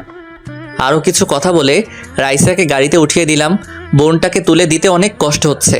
আস্তে আস্তে সবাইকে বিদায় দিয়ে দিলাম। আমি রুমের ভিতরে ঢুকে শুয়ে শুয়ে রাইসার জন্য কান্না করতে লাগলাম। কিছুক্ষণ পর প্রেমা রুমে আসলো, আমার পাশে বসে বলল, এই তুমি কান্না করছো কেন? রাইসার জন্য অনেক খারাপ লাগছে। কান্না করো না, এখন শুধু ওর জন্য দোয়া করো, আল্লাহ যেন ওর সংসার জীবনে সুখী রাখে। প্রেমা আরও কিছুক্ষণ কথা বলে আব্বু আম্মুর রুমে চলে গেল। আমি বিছানায় শুয়ে পড়লাম। দেখতে দেখতে 1 মাস চলে গেল। আল্লাহর রহমতে আমার বোনটা অনেক সুখী আছে। আর এর ভিতরে প্রেমাকে স্বামীর অধিকার দিয়েছি। সুন্দরভাবে চলছে আমাদের সংসার। এখন নদীর সাথে ভালো বন্ধুত্ব হয়ে গেছে। প্রেমা এখন আর অফিসে বসে কার্টুন দেখে না, আগের মতো অফিসের কাজে মন দিচ্ছে। দুজনে মিলে অফিসটা সুন্দরভাবে চালিয়ে যাচ্ছি। নিজের কেবিনে বসে কাজ করতে আসি। হঠাৎ প্রেমা ফোন দিয়ে বলল তার কেবিনে যেতে। আমি আমার কেবিন থেকে বেরিয়ে প্রেমার কেবিনে গেলাম। একটা চেয়ারে বসে বললাম, বলো কেন ডেকেছো? তুমি তো জানো আমাদের একটা ডিল হতে যাচ্ছে ফারহান কোম্পানির সাথে। এখন ওটার কাজ কতটুকু আগালো, এই ডিলটা পেলে আমাদের কোম্পানি আরো উপরে উঠে যাবে। মোটামুটি কাজ প্রায় শেষের দিকে। তুমি দেখো, এই ডিলটা আমরা পাবোই। তাই যেন হয়। চলো দুজনে খাবার খেয়ে নেই, দুপুরে লাঞ্চের টাইম তো হয়ে গেছে। ঠিক আছে, আমি ফ্রেশ হয়ে আসছি বলে আমি ওয়াশরুমে ঢুকে ফ্রেশ হয়ে আসলাম। প্রেমা একটা প্লেটে খাবার দিল। আমি প্লেটটা হাতে নিয়ে প্রেমাকে খাইয়ে দিচ্ছি। এটা আজকে নতুন না, এখন প্রতিদিন আমি প্রেমাকে নিজের হাতে খাইয়ে দেই। খাওয়া দাওয়া শেষ করে প্রেমার সাথে কিছুক্ষণ কথা বলে নিজের কেবিনে চলে আসলাম। দেখতে দেখতে সেই দিনটা চলে এসেছে। আমি আর প্রেমার সব কাগজপত্র নিয়ে ফারহান কোম্পানিতে গেলাম। অনেক বড় বড় কোম্পানির মালিক এসেছে এই ডিলটার জন্য। সবাই সবার মতো উপস্থাপন করতে লাগলো। আসলে ফারহান হচ্ছে এই কোম্পানির ছেলের নাম। ফারহান ছেলেটা দেখতে অনেক হ্যান্ডসাম, যে কোনো মেয়ে তাকে দেখলেই প্রেমে পড়ে যাবে। তো যাই হোক, সবার শেষে আমি দাঁড়িয়ে উপস্থাপন করতে লাগলাম। আমার উপস্থাপনা শেষে ফারহান হাততালি দিয়ে বলল, আমি আমাদের এই ডিলটা প্রেমা অফ কোম্পানিকে দিতে চাই। ওনাদের উপস্থাপন আমার অনেক ভালো লাগছে। ডিলটা পেয়ে আমি আর প্রেমা অনেক খুশি হয়েছি। ফারহান হলরুম থেকে বেরিয়ে যেতেই আমাদের বলেছে তার কেবিনে যেতে। আমি আর প্রেমা ফারহানের কেবিনে অনুমতি নিয়ে ঢুকলাম। দুজনে 2টা চেয়ার টেনে বসলাম। আপনার উপস্থাপনা আমার অনেক ভালো লেগেছে। আমি চাই আপনারা নিজের মতো করে কাজটা করবেন। জি অবশ্যই। তারপর ফারহান আমাদের হাতে ডিলটা তুলে দিল। আমরা ফারহানের কেবিন থেকে বেরিয়ে অফিসের বাইরে চলে আসলাম। গাড়ি নিয়ে নিজেদের অফিসে যেতে লাগলাম। তখন প্রেমা বলল, আমাদের কোম্পানিটা এখন বাংলাদেশের টপে উঠে যাবে। ঠিক বলছো, এতদিনের পরিশ্রম বৃথা যায়নি। কথা বলতে বলতে অফিসে চলে আসলাম। দেখতে দেখতে আরও 2টা মাস চলে গেল। আমাদের কোম্পানিটা এখন বাংলাদেশের টপের মধ্যে একটা। এই সবই হয়েছে আমার প্রেমার জন্য। আমার আর প্রেমার ভালোবাসা আগের মতোই আছে। রাতে শুয়ে শুয়ে মোবাইল টিপতে আসি, কিছুক্ষণ পর প্রেমার রুমে এসে আমাকে জড়িয়ে ধরে বলল, এই তুমি অনেক দিন হয়েছে আমাকে আদর করো না, আজকে আমাকে অনেক আদর করতে হবে। এতদিন তো কাজের চাপে তোমাকে আদর করতে পারি নাই, আজকে তোমাকে মন ভরে আদর করব। তো করো, আমি তোমার আদর সবসময় পেতে চাই। আমিও আর শুয়ে না থেকে প্রেমার ঠোঁটের সাথে ঠোঁট লাগিয়ে দিলাম। দুজন দুজনকে জড়িয়ে ধরে কিস করতে লাগলাম। তারপর আমি আস্তে আস্তে হারিয়ে গেলাম অজানা ঠিকানায়। একদিন অফিসে বসে কাজ করতে আসি। আজকে প্রেমা অফিসে আসে নাই, কারণ আজকে প্রেমা তাদের বাসায় গেছে। তার আব্বু নাকি হঠাৎ অসুস্থ হয়ে পড়ছে। আমি বলছিলাম যাওয়ার জন্য, পরে প্রেমা বলল বেশি অসুস্থ না, ওষুধ খেলে ঠিক হয়ে যাবে। প্রেমা বিকেলের মধ্যে বাসায় ফিরে আসবে। আমি আর কিছু বললাম না। হঠাৎ কেউ একজন দরজার সামনে দাঁড়িয়ে বলল, ভেতরে আসতে পারি স্যার? আমি দরজার দিকে তাকিয়ে দেখি নদী। তখন আমি বললাম, আরে আসো। তা হঠাৎ আজকে অফিসে আসলে যে? অফিসের সামনে দিয়ে যাচ্ছিলাম, তখন ভাবলাম প্রেমা আর আপনার সাথে দেখা করে যাই, কিন্তু প্রেমাকে তো দেখছি না। ওর আব্বু হঠাৎ অসুস্থ হয়ে পড়ে, তাই প্রেমা তার বাবাকে দেখতে গেছে, এই জন্য আজকে অফিসে আসে নাই। ও আচ্ছা, আপনার হাতে কি তেমন কাজ আছে? না, তেমন কোনো কাজ নেই। কেন বলো তো? তাহলে চলুন দুজনে আজকে বাহির থেকে কফি খেয়ে আসি। সেটা মন্দ না, ঠিক আছে চলো। আমি আর নদী অফিস থেকে বেরিয়ে আমার গাড়ি করে একটা কফি শপে চলে গেলাম। গাড়ি পার্কিং করে আমি আর নদী কফি শপে ঢুকলাম। দুজনে একটা টেবিলে গিয়ে বসলাম। ওয়েটারকে বললাম 2টা কফি দিতে। কিছুক্ষণ পর ওয়েটার কফি দিয়ে গেল। আমি আর নদী কফি খাচ্ছি। হঠাৎ একটা টেবিলে চোখ পড়তেই আমি পুরো অবাক হয়ে গেলাম। আমি কাকে দেখছি, নিজের চোখকে বিশ্বাস করতে পারছি না। আর কেউ না, প্রেমা। দেখি ফারহান কোম্পানির ফারহানের সাথে বসে কফি খাচ্ছে আর দুজনে হেসে হেসে কথা বলছে। নদী এখনো দেখে নাই। আমি আর নদী কফি খেয়ে বাহিরে চলে আসলাম। নদীকে বিদায় দিয়ে অফিসে চলে আসলাম। নিজের কেবিনে মনমরা হয়ে বসে আছি। হঠাৎ রাফি আমার কেবিনে আসলো। একটা চেয়ারে বসে বলল, কিরে, তোকে কেমন মনমরা লাগছে? কি হয়েছে তোর? আজকে নিজের চোখে যেটা দেখলাম সেটা আমি কখনো প্রেমার কাছ থেকে আশা করি নাই। কি হয়েছে আমাকে একটু বলতো। আজকে প্রেমার বান্ধবী নদীকে নিয়ে একটা কফি শপে কফি খাচ্ছিলাম। তখন একটা টেবিলে দেখি প্রেমা আর ফারহান দুজনে বসে কফি খাচ্ছে আর হেসে হেসে কথা বলছে। তুই কোন ফারহানের কথা বলছিস? আরে আগে আমাদের যে ডিলটা দিয়েছে ফারহান কোম্পানির মালিক, ফারহানকে দেখলাম। তার মানে কি প্রেমা আর ফারহানের ভিতরে কিছু চলছে? ফারহান ছেলেটা দেখতে অনেক সুন্দর। প্রেমা কি তার সুন্দর চেহারার প্রেমে পড়ে গেছে?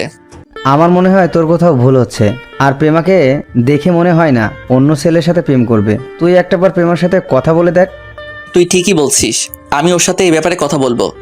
ঠিক আছে, মন খারাপ করিস না, এখন কাজ কর, আমি নিজেই কাজ করি গিয়ে। ঠিক আছে যা। রাফি আর কোনো কথা না বলে চলে গেল। আমি মোবাইলটা হাতে নিয়ে প্রেমাকে ফোন দিলাম। বলো। তুমি এখন কোথায় যাচ্ছ? আমি তো বাসায় যাচ্ছি। কেন বলো তো? তোমার আব্বুর কাছে অনেকক্ষণ আগে ফোন দিয়েছি। আব্বু বলছে তুমি নাকি বাসায় চলে গেছো। তাহলে এত দেরি কেন? আসলে তুমি কিছু মনে করো না, বাসায় যাওয়ার সময় হঠাৎ ফারহানের সাথে রাস্তায় দেখা। ফারহানের জোরাজোরিতে কফি খেয়ে আসতে লেট হয়ে গেল। আমাকে তো ফোন করে বলতে পারতে। আমি তো মনে করেছি বেশি সময় লাগবে না, কিন্তু কথা বলতে বলতে অনেক দেরি হয়ে গেছে। আর কথা না বলে থাকতে পারছি না। ওর কারণে আমাদের কোম্পানিটা এত উপরে উঠেছে। আচ্ছা ঠিক আছে, এখন বাসায় যাও। বলে ফোনটা কেটে দিলাম। আমি মনে মনে বললাম, প্রেমা তো ঠিক কথাই বলেছে। ফারহানের কারণে আমাদের কোম্পানিটা এত উপরে উঠেছে। আমি আর কিছু না ভেবে কাজে মন দিলাম। বিকালে অফিস থেকে বাসায় গিয়ে কলিং বেল চাপ দিলাম। প্রেমা এসে দরজা খুলে দিল। তুমি এসেছো, যাও গিয়ে ফ্রেশ হয়ে নাও। ঠিক আছে। আমি আর কোনো কথা না বলে রুমে চলে আসলাম। ওয়াশরুমে ঢুকে ফ্রেশ হয়ে বিছানায় শুয়ে মোবাইল টিপতে লাগলাম। কিছুক্ষণ পর প্রেমা রুমে আসলো, হাতে 2টা কফি নিয়ে। আমার পাশে বসে একটা কফি আমাকে দিল। আমি মোবাইল টিপতে আসছি আর কফি খাচ্ছি। তখন প্রেমা বলল, তুমি আমার উপরে রাগ করে আছো? না, আমি কারোর ওপর রাগ করে নেই। তাহলে তুমি আমার সাথে কথা বলছো না কেন? আমি তো ফারহানের সাথে কথা বলতে চাইনি। আমি এখন ও ব্যাপারে তোমার সাথে কথা বলছি। আমার এমনি ভালো লাগছে না। তোমার কি শরীর খারাপ? আমার কোলে মাথা দাও, আমি তোমার মাথায় হাত বুলিয়ে দিচ্ছি। না থাক, লাগবে না, এমনি ঠিক হয়ে যাবে। তোমার না লাগলেও আমার লাগবে। বলে আমার মাথাটা প্রেমার কোলে নিয়ে গেল। আমার মাথায় প্রেমা হাত বুলিয়ে দিচ্ছে। আমার কাছে অনেক ভালো লাগছে। পরের দিন সকালে সবাই মিলে নাস্তা করছি। হঠাৎ প্রেমা মাথা ঘুরে পড়ে গেল। আমি প্রেমাকে কোলে নিয়ে দ্রুত গাড়িতে শুয়ে দিয়ে হাসপাতালে নিয়ে আসলাম। আমার আব্বু আম্মু এসেছে। ডাক্তার প্রেমাকে কেবিনের ভিতরে নিয়ে গেল। শ্বশুর শাশুড়িকে ফোন দিয়ে হাসপাতালে আসতে বললাম। কিছুক্ষণ পর শ্বশুর শাশুড়ি হাসপাতালে চলে আসলো। রাসেল, প্রেমার কি হয়েছে? আব্বু চিন্তা করবেন না, হঠাৎ মাথা ঘুরে পড়ে যায়। আমি ওকে দ্রুত হাসপাতালে নিয়ে আসি। ডাক্তার ভিতরে প্রেমাকে দেখছে, এখনো বাহিরে আসে নাই। কিছুক্ষণ পর একজন ডাক্তার বেরিয়ে আসলো। আমি ডাক্তারের কাছে গিয়ে বললাম, ডাক্তার আমার প্রেমার কি হয়েছে? তখন ডাক্তার হাসতে হাসতে বলল, আরে চিন্তার কোনো কারণ নেই, আপনাদের জন্য একটা খুশি সংবাদ আছে। খুশির সংবাদ মানে? মানে হলো আপনি বাবা হতে চলেছেন, এখনই সবাইকে মিষ্টি খাওয়ান। ডাক্তার আপনি সত্যি বলছেন আমি বাবা হতে চলেছি? তবে ওকে বাড়ি কাজ করতে দেওয়া যাবে না, এতে আপনার সন্তানের ক্ষতি হতে পারে। ঠিক আছে ডাক্তার, আমরা কি প্রেমার সাথে দেখা করতে পারি? অবশ্যই, আর আপনারা এখনই তাকে বাসায় নিয়ে যেতে পারেন। ধন্যবাদ ডাক্তার। ডাক্তার আর কোনো কথা না বলে চলে গেল। আমরা সবাই প্রেমার কেবিনে ঢুকলাম। সবাই অনেক খুশি। আব্বু আম্মু, দাদা দাদি হবে, শ্বশুর শাশুড়ি, নানা নানি হবে। আম্মু গিয়ে প্রেমার পাশে বসে বলল, এখন কেমন লাগছে মা? মাথাটা কেমন ঘুরছে? সমস্যা নেই, কিছুক্ষণ পর ঠিক হয়ে যাবে। আরও কিছুক্ষণ কথা বলে প্রেমাকে বাসায় নিয়ে আসলাম। শ্বশুর শাশুড়ি তাদের বাসায় চলে গেল। আমি প্রেমাকে বিছানায় শুয়ে কিছুক্ষণ রেস্ট নিতে বললাম। 2 দিন পর সবাই বসে রাতের খাবার খাচ্ছি। তখন প্রেমা বলল, আব্বু আম্মু আমি কালকে থেকে অফিসে বসতে চাই। তুমি তো অসুস্থ, তুমি কিভাবে অফিসের কাজ করবে? আমি এখন সুস্থ আছি, আর হতে এখনো অনেক দেরি আছে। তুমি কি পারবে অফিসে কাজ করতে? আমি না পারলে তুমি তো আছো। ঠিক আছে মা, তুমি যা বলবে তাই হবে। আমি আর কিছু বললাম না। খাবার খেয়ে নিজের রুমে চলে আসলাম। রুমে এসে বিছানায় শুয়ে মোবাইল টিপতে লাগলাম। কিছুক্ষণ পর প্রেমা রুমে আসলো, আমাকে পিছন থেকে জড়িয়ে ধরলো। আচ্ছা প্রেমা, তুই বাচ্চা না হওয়া পর্যন্ত বাসায় থাকলে কি হয়? আমি বাসায় থেকে কি করব? আমার বাসায় ভালো লাগছে না, আর এখনো তো অনেক দেরি আছে বাচ্চা হতে। ঠিক আছে, এখন শুয়ে পড়ো। তারপর প্রেমা আমাকে জড়িয়ে ধরে শুয়ে পড়লো। এইভাবে দেখতে দেখতে 1 মাস চলে গেল। ফারহানের সাথে আমাদের বন্ধুত্ব হয়ে গেছে। কয়েকদিন পর পর আমাদের অফিসে আসে। আজকে ফারহান প্রেমাকে অফিসের কি কাজের জন্য রেস্টুরেন্টে ডাকছে। আমাকে বলছে যাওয়ার জন্য, তবে অফিসের কাজের চাপের জন্য আমি যেতে চাইনি। প্রেমা একা গেছে গাড়ি নিয়ে। আমি অফিসে বসে কাজ করতে লাগলাম। এবার একটু ওদিক থেকে ঘুরে আসি। প্রেমা আর ফারহানের মধ্যে কি কথা হচ্ছে? বলো, কি কাজের জন্য ডেকেছো? ফারহান এবার একটা গোলাপ নিয়ে প্রেমার সামনে হাঁটু গেড়ে বসে বলতে লাগলো, রেস্টুরেন্টে তারা দুজন এবং রেস্টুরেন্টের লোক ছাড়া কেউ নেই। প্রেমা, আমি তোমাকে প্রথম যেদিন আমার অফিসে দেখি সেদিন থেকে আমার তোমাকে ভালো লাগে। এরপর আস্তে আস্তে তোমাকে ভালোবেসে ফেলেছি। প্লিজ তুমি আমাকে ফিরিয়ে দিও না, আমি সত্যি তোমাকে অনেক ভালোবাসি। এটা তুমি কি বলছো? আমি তোমাকে বন্ধু ছাড়া অন্য কিছু কখনো ভাবিনি। আর তুমি জানো আমার স্বামী আছে, আমার পেটে রাসেলের সন্তান। তুমি কি করে এ কথা বলতে পারলে? আমি তোমার কাছে এরকম একটা কথা কখনো আশা করি নাই। আমি জানি তোমার স্বামী আছে, তোমার পেটে রাসেলের সন্তান। তুমি চাইলে রাসেলকে ডিভোর্স দিয়ে দাও, আমি তোমার সন্তানের কোনো ক্ষতি করতে বলবো না। আর ওই রাসেলের কি আছে? আমার সব কিছু আছে। আমি তোমাকে অনেক সুখে রাখবো। তোমাকে আমি অনেক ভালো মনে করছি, কিন্তু তুমি যে এতটা খারাপ তা আমার জানা ছিল না। আমি রাসেলকে নিয়ে অনেক সুখেই আছি। আজকে থেকে তুমি আমার সাথে কোনো যোগাযোগ করবে না। আমি চাই না তোমার কারণে আমার সংসারে অশান্তির সৃষ্টি হোক। তুমি কি জানো তুমি অফিসে না থাকলে তোমার স্বামী অফিসে কি করে? তোমার স্বামী তোমার বান্ধবী নদীর সাথে প্রেম করে। এটা আমি কখনো বিশ্বাস করি না। রাসেলকে আমি ভালো করে চিনি, সেরকম কাজ কখনো করবে না। আমি জানতাম তোমার বিশ্বাস হবে না। ঠিক আছে, আমার সাথে তোমার অফিসে চলো, তারপর দেখবে তোমার স্বামী অফিসে বসে কি করে। আমার স্বামীর উপর অনেক বিশ্বাস আছে আমার। ঠিক আছে, তুমি যখন বলছো তাহলে চলো। তারপর প্রেমা আর ফারহান অফিসে আসতে লাগলো, আর এদিকে আমি অফিসে বসে কাজ করতে আসি। হঠাৎ নদী আমার কেবিনের সামনে এসে বলল, ভিতরে কি আসতে পারি? আরে নদী তুমি আসো, বসো। নদী ভিতরে ঢুকে একটা চেয়ারে বসলো। কি ব্যাপার, আজকে প্রেমাকে দেখছি না যে? প্রেমা কোথায়? প্রেমা অফিসের কাজের জন্য ফারহান কোম্পানির সাথে দেখা করতে গেছে। ও, তা বলো কি খাবে, চা না কফি? কফি হলে চলবে। আমি পিয়নকে ফোন দিয়ে বললাম 2টা কফি নিয়ে আসতে। কিছুক্ষণ পর পিয়ন কফি নিয়ে আসলো। দুজনে বসে কফি খেতে লাগলাম। রাসেল, তোমার সাথে আমার কিছু কথা আছে। কি কথা বলো? আসলে তোমাকে যেদিন না বুঝে থাপ্পড় মারি, সেদিন থেকে আমার কেমন জানি লাগছে। তোমার সাথে কথা বলতে আমি তোমাকে ভালোবেসে ফেলেছি। এটা তুমি কি বলছো নদী? আমার বিয়ে হয়ে গেছে, আর প্রেমা যদি এটা জানতে পারে তাহলে তোমাকে অফিসে আর আসতে দিবে না এবং তোমার সাথে বন্ধুত্ব নষ্ট করে দিবে। তোমাকে সত্যি আমি অনেক ভালোবেসে ফেলেছি, প্লিজ তুমি আমাকে ফিরিয়ে দিও না। তুমি প্রেমার বান্ধবী দেখে কিছু করলাম না, তা না হলে এখনই ঘাট ধাক্কা দিয়ে অফিস থেকে বের করে দিতাম। ঠিক আছে, তুমি যখন আমাকে ভালোবাসতে পারবে না তাহলে আমাকে একটা বার জড়িয়ে ধরবে। প্লিজ তুমি না করো না, আমি আর কখনো তোমার কাছে ভালোবাসার কথা বলবো না। আমি ভাবলাম জড়িয়ে ধরতে তো বলছে, এর থেকে তো বেশি কিছু বলে নাই। ঠিক আছে, শুধু বন্ধু বলে জড়িয়ে ধরতে বললাম। নদী চেয়ার থেকে উঠে আসলো, আমিও দাঁড়িয়ে গেলাম। আপনাদের একটা কথা বলে রাখি, নদীর কথাগুলো আমার কেমন খটকা লাগলো, তাই আমার মোবাইলের অডিও চালু করে রাখলাম। এতক্ষণ নদী আমার সাথে কি কথা বলছে সব মোবাইলে সেভ করে রাখলাম। নদী আমাকে জড়িয়ে ধরলো, হঠাৎ কেউ একজন হাততালি দিয়ে কেবিনের ভিতরে ঢুকলো। আমি নদীকে ছাড়িয়ে দেখি প্রেমা আর ফারহান আমাদের কেবিনে। প্রেমা, তুমি কখন আসলে? কেন, আমি আসাতে বুঝি তোদের সমস্যা হয়ে গেছে? প্রেমা, তুমি আমার কথাটা আগে শুনো। কি শুনবো তোর কথা? আমি তোকে অনেক বিশ্বাস করেছি, কিন্তু তুই শেষ পর্যন্ত আমাকে ধোকা দিলি কেন রে? আমি কি তোকে কম ভালোবাসা দিয়েছি তার জন্য তুই নদীর সাথে কেবিনে বসে রোম্যান্স করবি? প্রেমা, তুমি আমাকে ভুল ভাবছো, আমাদের মধ্যে কিছুই নেই। আগে আমার কথাটা শোনো। আমি তোর কোনো কথা শুনতে চাই না। তুই একটা ধোকাবাজ। তোকে ভালোবেসে বিয়ে করে আমি জীবনের বড় ভুল করেছি। আমি ধোঁকাবাজ না, আমি তোমাকে অনেক ভালোবাসি। এর ফাঁকে ফারহান আর নদী কেবিন থেকে বেরিয়ে চলে গেল। তাহলে এই ছিল তোর ভালোবাসা? লাস্ট পর্যন্ত আমার বান্ধবীর সাথে এরকম করলি? তুই আজকে বাসায় আয়, আমি তোর মতো বেইমানের সাথে আর সংসার করব না। এই বলে প্রেমা কেবিন থেকে বেরিয়ে গেল, আমাকে সত্যটা বলার সুযোগ দিল না। আমি দাঁড়িয়ে না থেকে প্রেমার পিছনে কেবিন থেকে বেরিয়ে আসলাম। অফিস থেকে বেরিয়ে দেখি প্রেমা গাড়ি চলে গেছে। আমি ম্যানেজারের গাড়ি নিয়ে প্রেমার পিছনে যেতে লাগলাম। যেতে যেতে দেখি প্রেমা তাদের বাসায় আসলো। প্রেমা বাড়ির ভিতরে ঢুকে গেল, আমি তার পিছনে বাসার ভিতরে ঢুকলাম। আমার আগে প্রেমা ভিতরে ঢুকে গেল।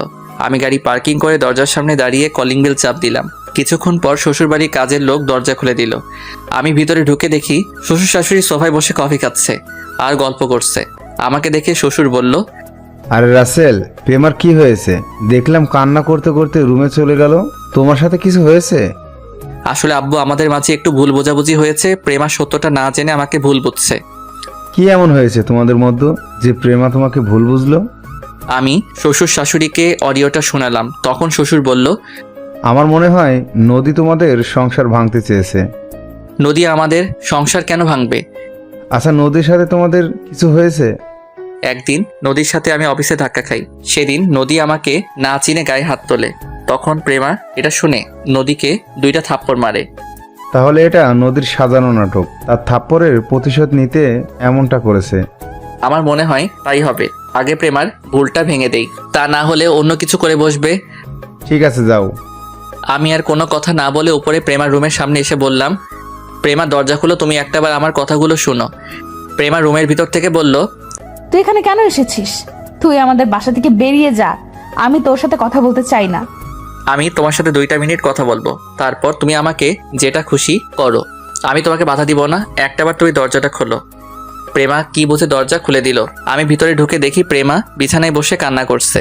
আমাকে বলল, কেন এসেছিস এখানে? তুই তো নদীর কাছে যা। আমাকে ফারহান বলেছে সব, তুই নাকি খারাপ, কিন্তু আমার তোর প্রতি বিশ্বাস ছিল তুই এমন কাজ করবি না। কিন্তু অফিসে এসে নিজের চোখে যেটা দেখলাম, তারপর আমার সব কিছু এলোমেলো হয়ে যায়। আমার সাথে নদীর কোনো সম্পর্ক নেই। তুমি জানো নদী আজকে অফিসে এসে আমাকে কি বলেছে? কি বলেছে নদী? তাহলে শুনো। আমি মোবাইল থেকে অডিও চালু করে দিলাম।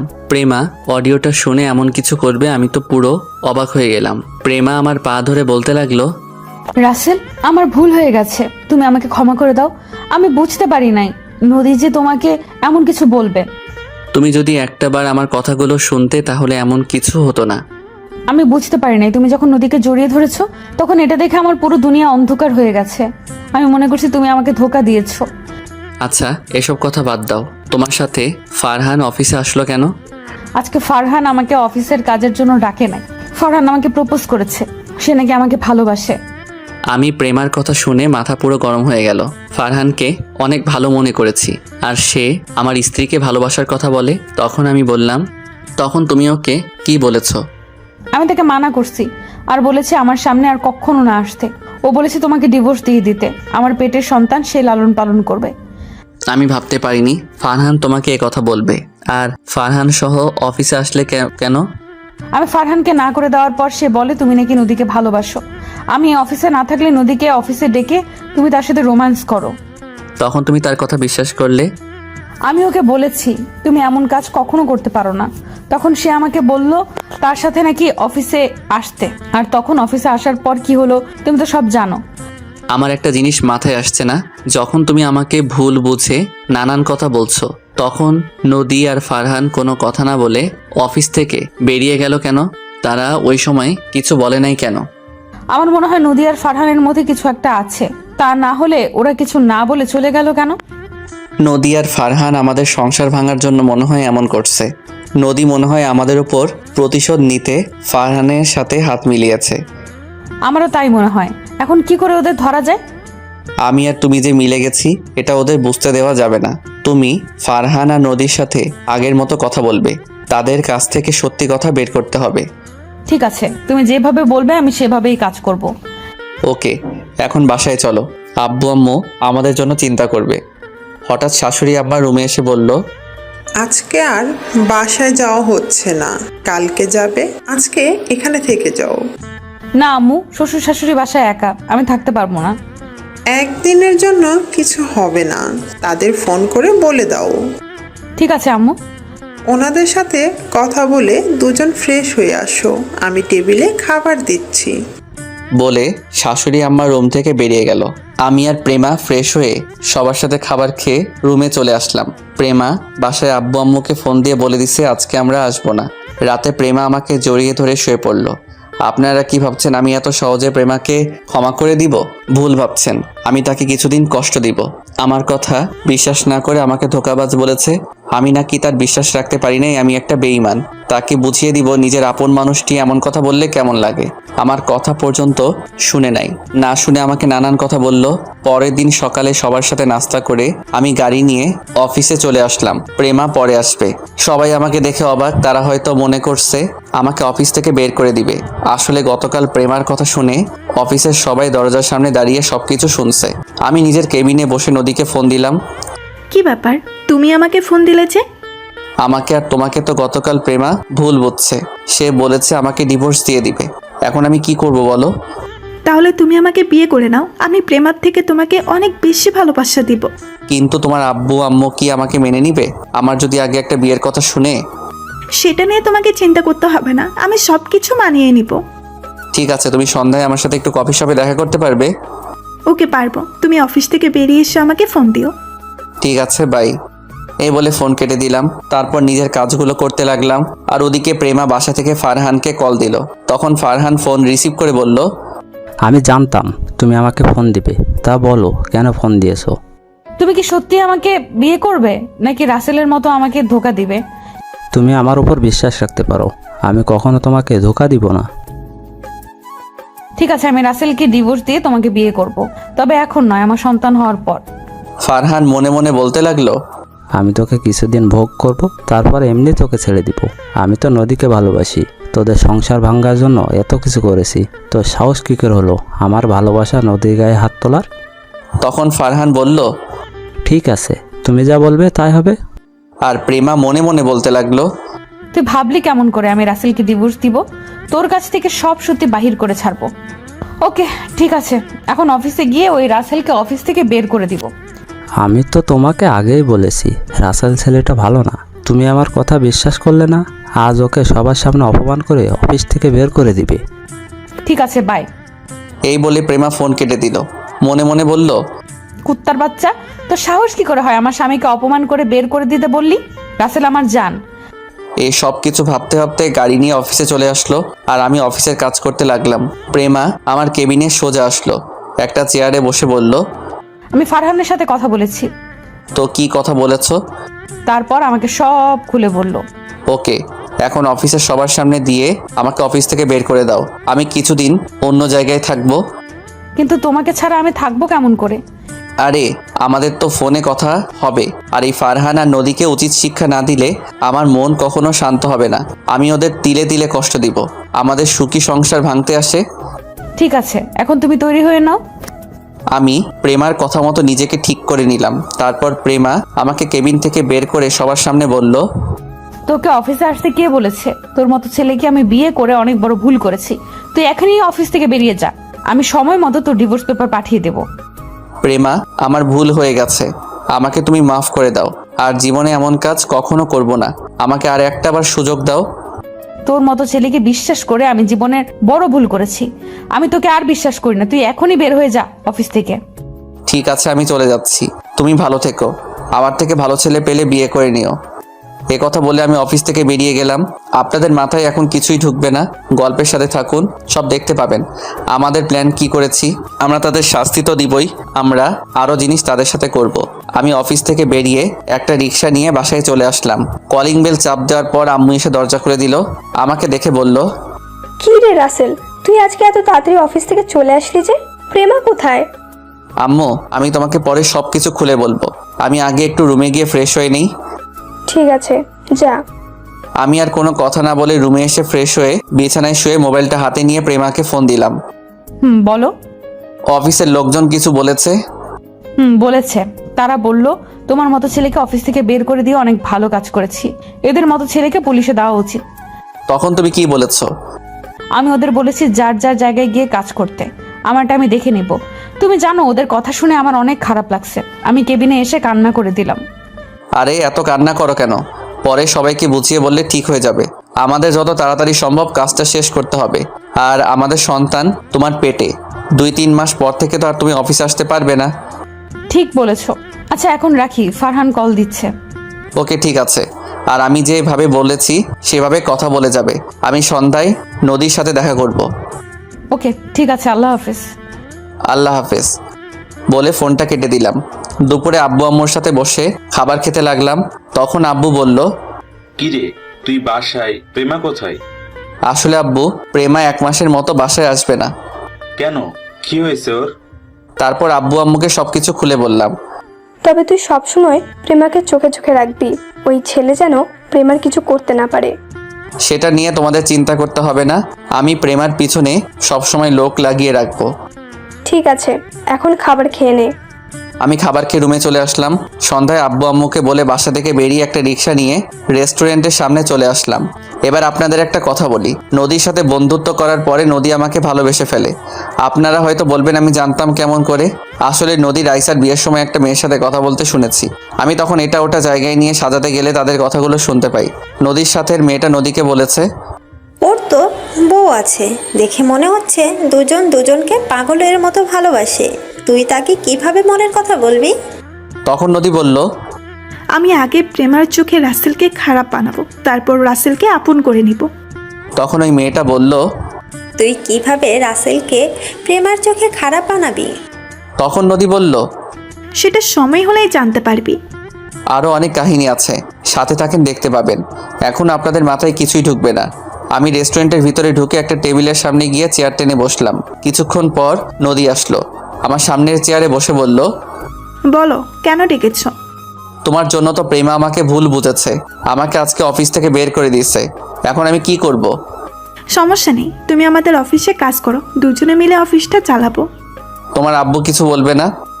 আমার উপরে আব্বু কখনো কথা বলে না। আজকে তোমাকে আমি একটা সত্যি কথা বলি, আসলে আমি তোমাকে অনেক আগে থেকেই ভালোবাসি, কিন্তু প্রেমার কারণে বলতে পারি না। প্রেমা সারাক্ষণ আমাকে প্যারার উপরে রাখে। কি তুমি সত্যি বলছো? আমি সত্যি বলছি। তুমি জানো আমিও তোমাকে অনেক আগে থেকে ভালোবাসি, কিন্তু প্রেমার জন্য বলতে পারি নাই। আসলে প্রেমাকে আমার একটু ভালো লাগে না, ওর থেকে মুক্তি পেয়ে অনেক ভালো লাগছে। প্রেমার আগে যদি তোমাকে দেখতাম তাহলে তোমাকে বিয়ে করতাম। তাহলে আমার কাজটা করা ঠিক হয়েছে? মানে কি কাজ? আরে তোমাকে জড়িয়ে ধরা, তা না হলে তো প্রেমা তোমাকে ছেড়ে দিত না। একদম ঠিক কাজ করেছো, এখন আমি তোমাকে বিয়ে করে নিব। ঠিক আছে, আমি আব্বু আম্মুর সাথে কথা বলবো। এখন বলো না, আগে তোমার অফিসে কাজ করি 1 মাসের মতো, তোমার বাবার মন জয় করি, তাহলে তোমার আব্বু বিয়েতে রাজি হবে।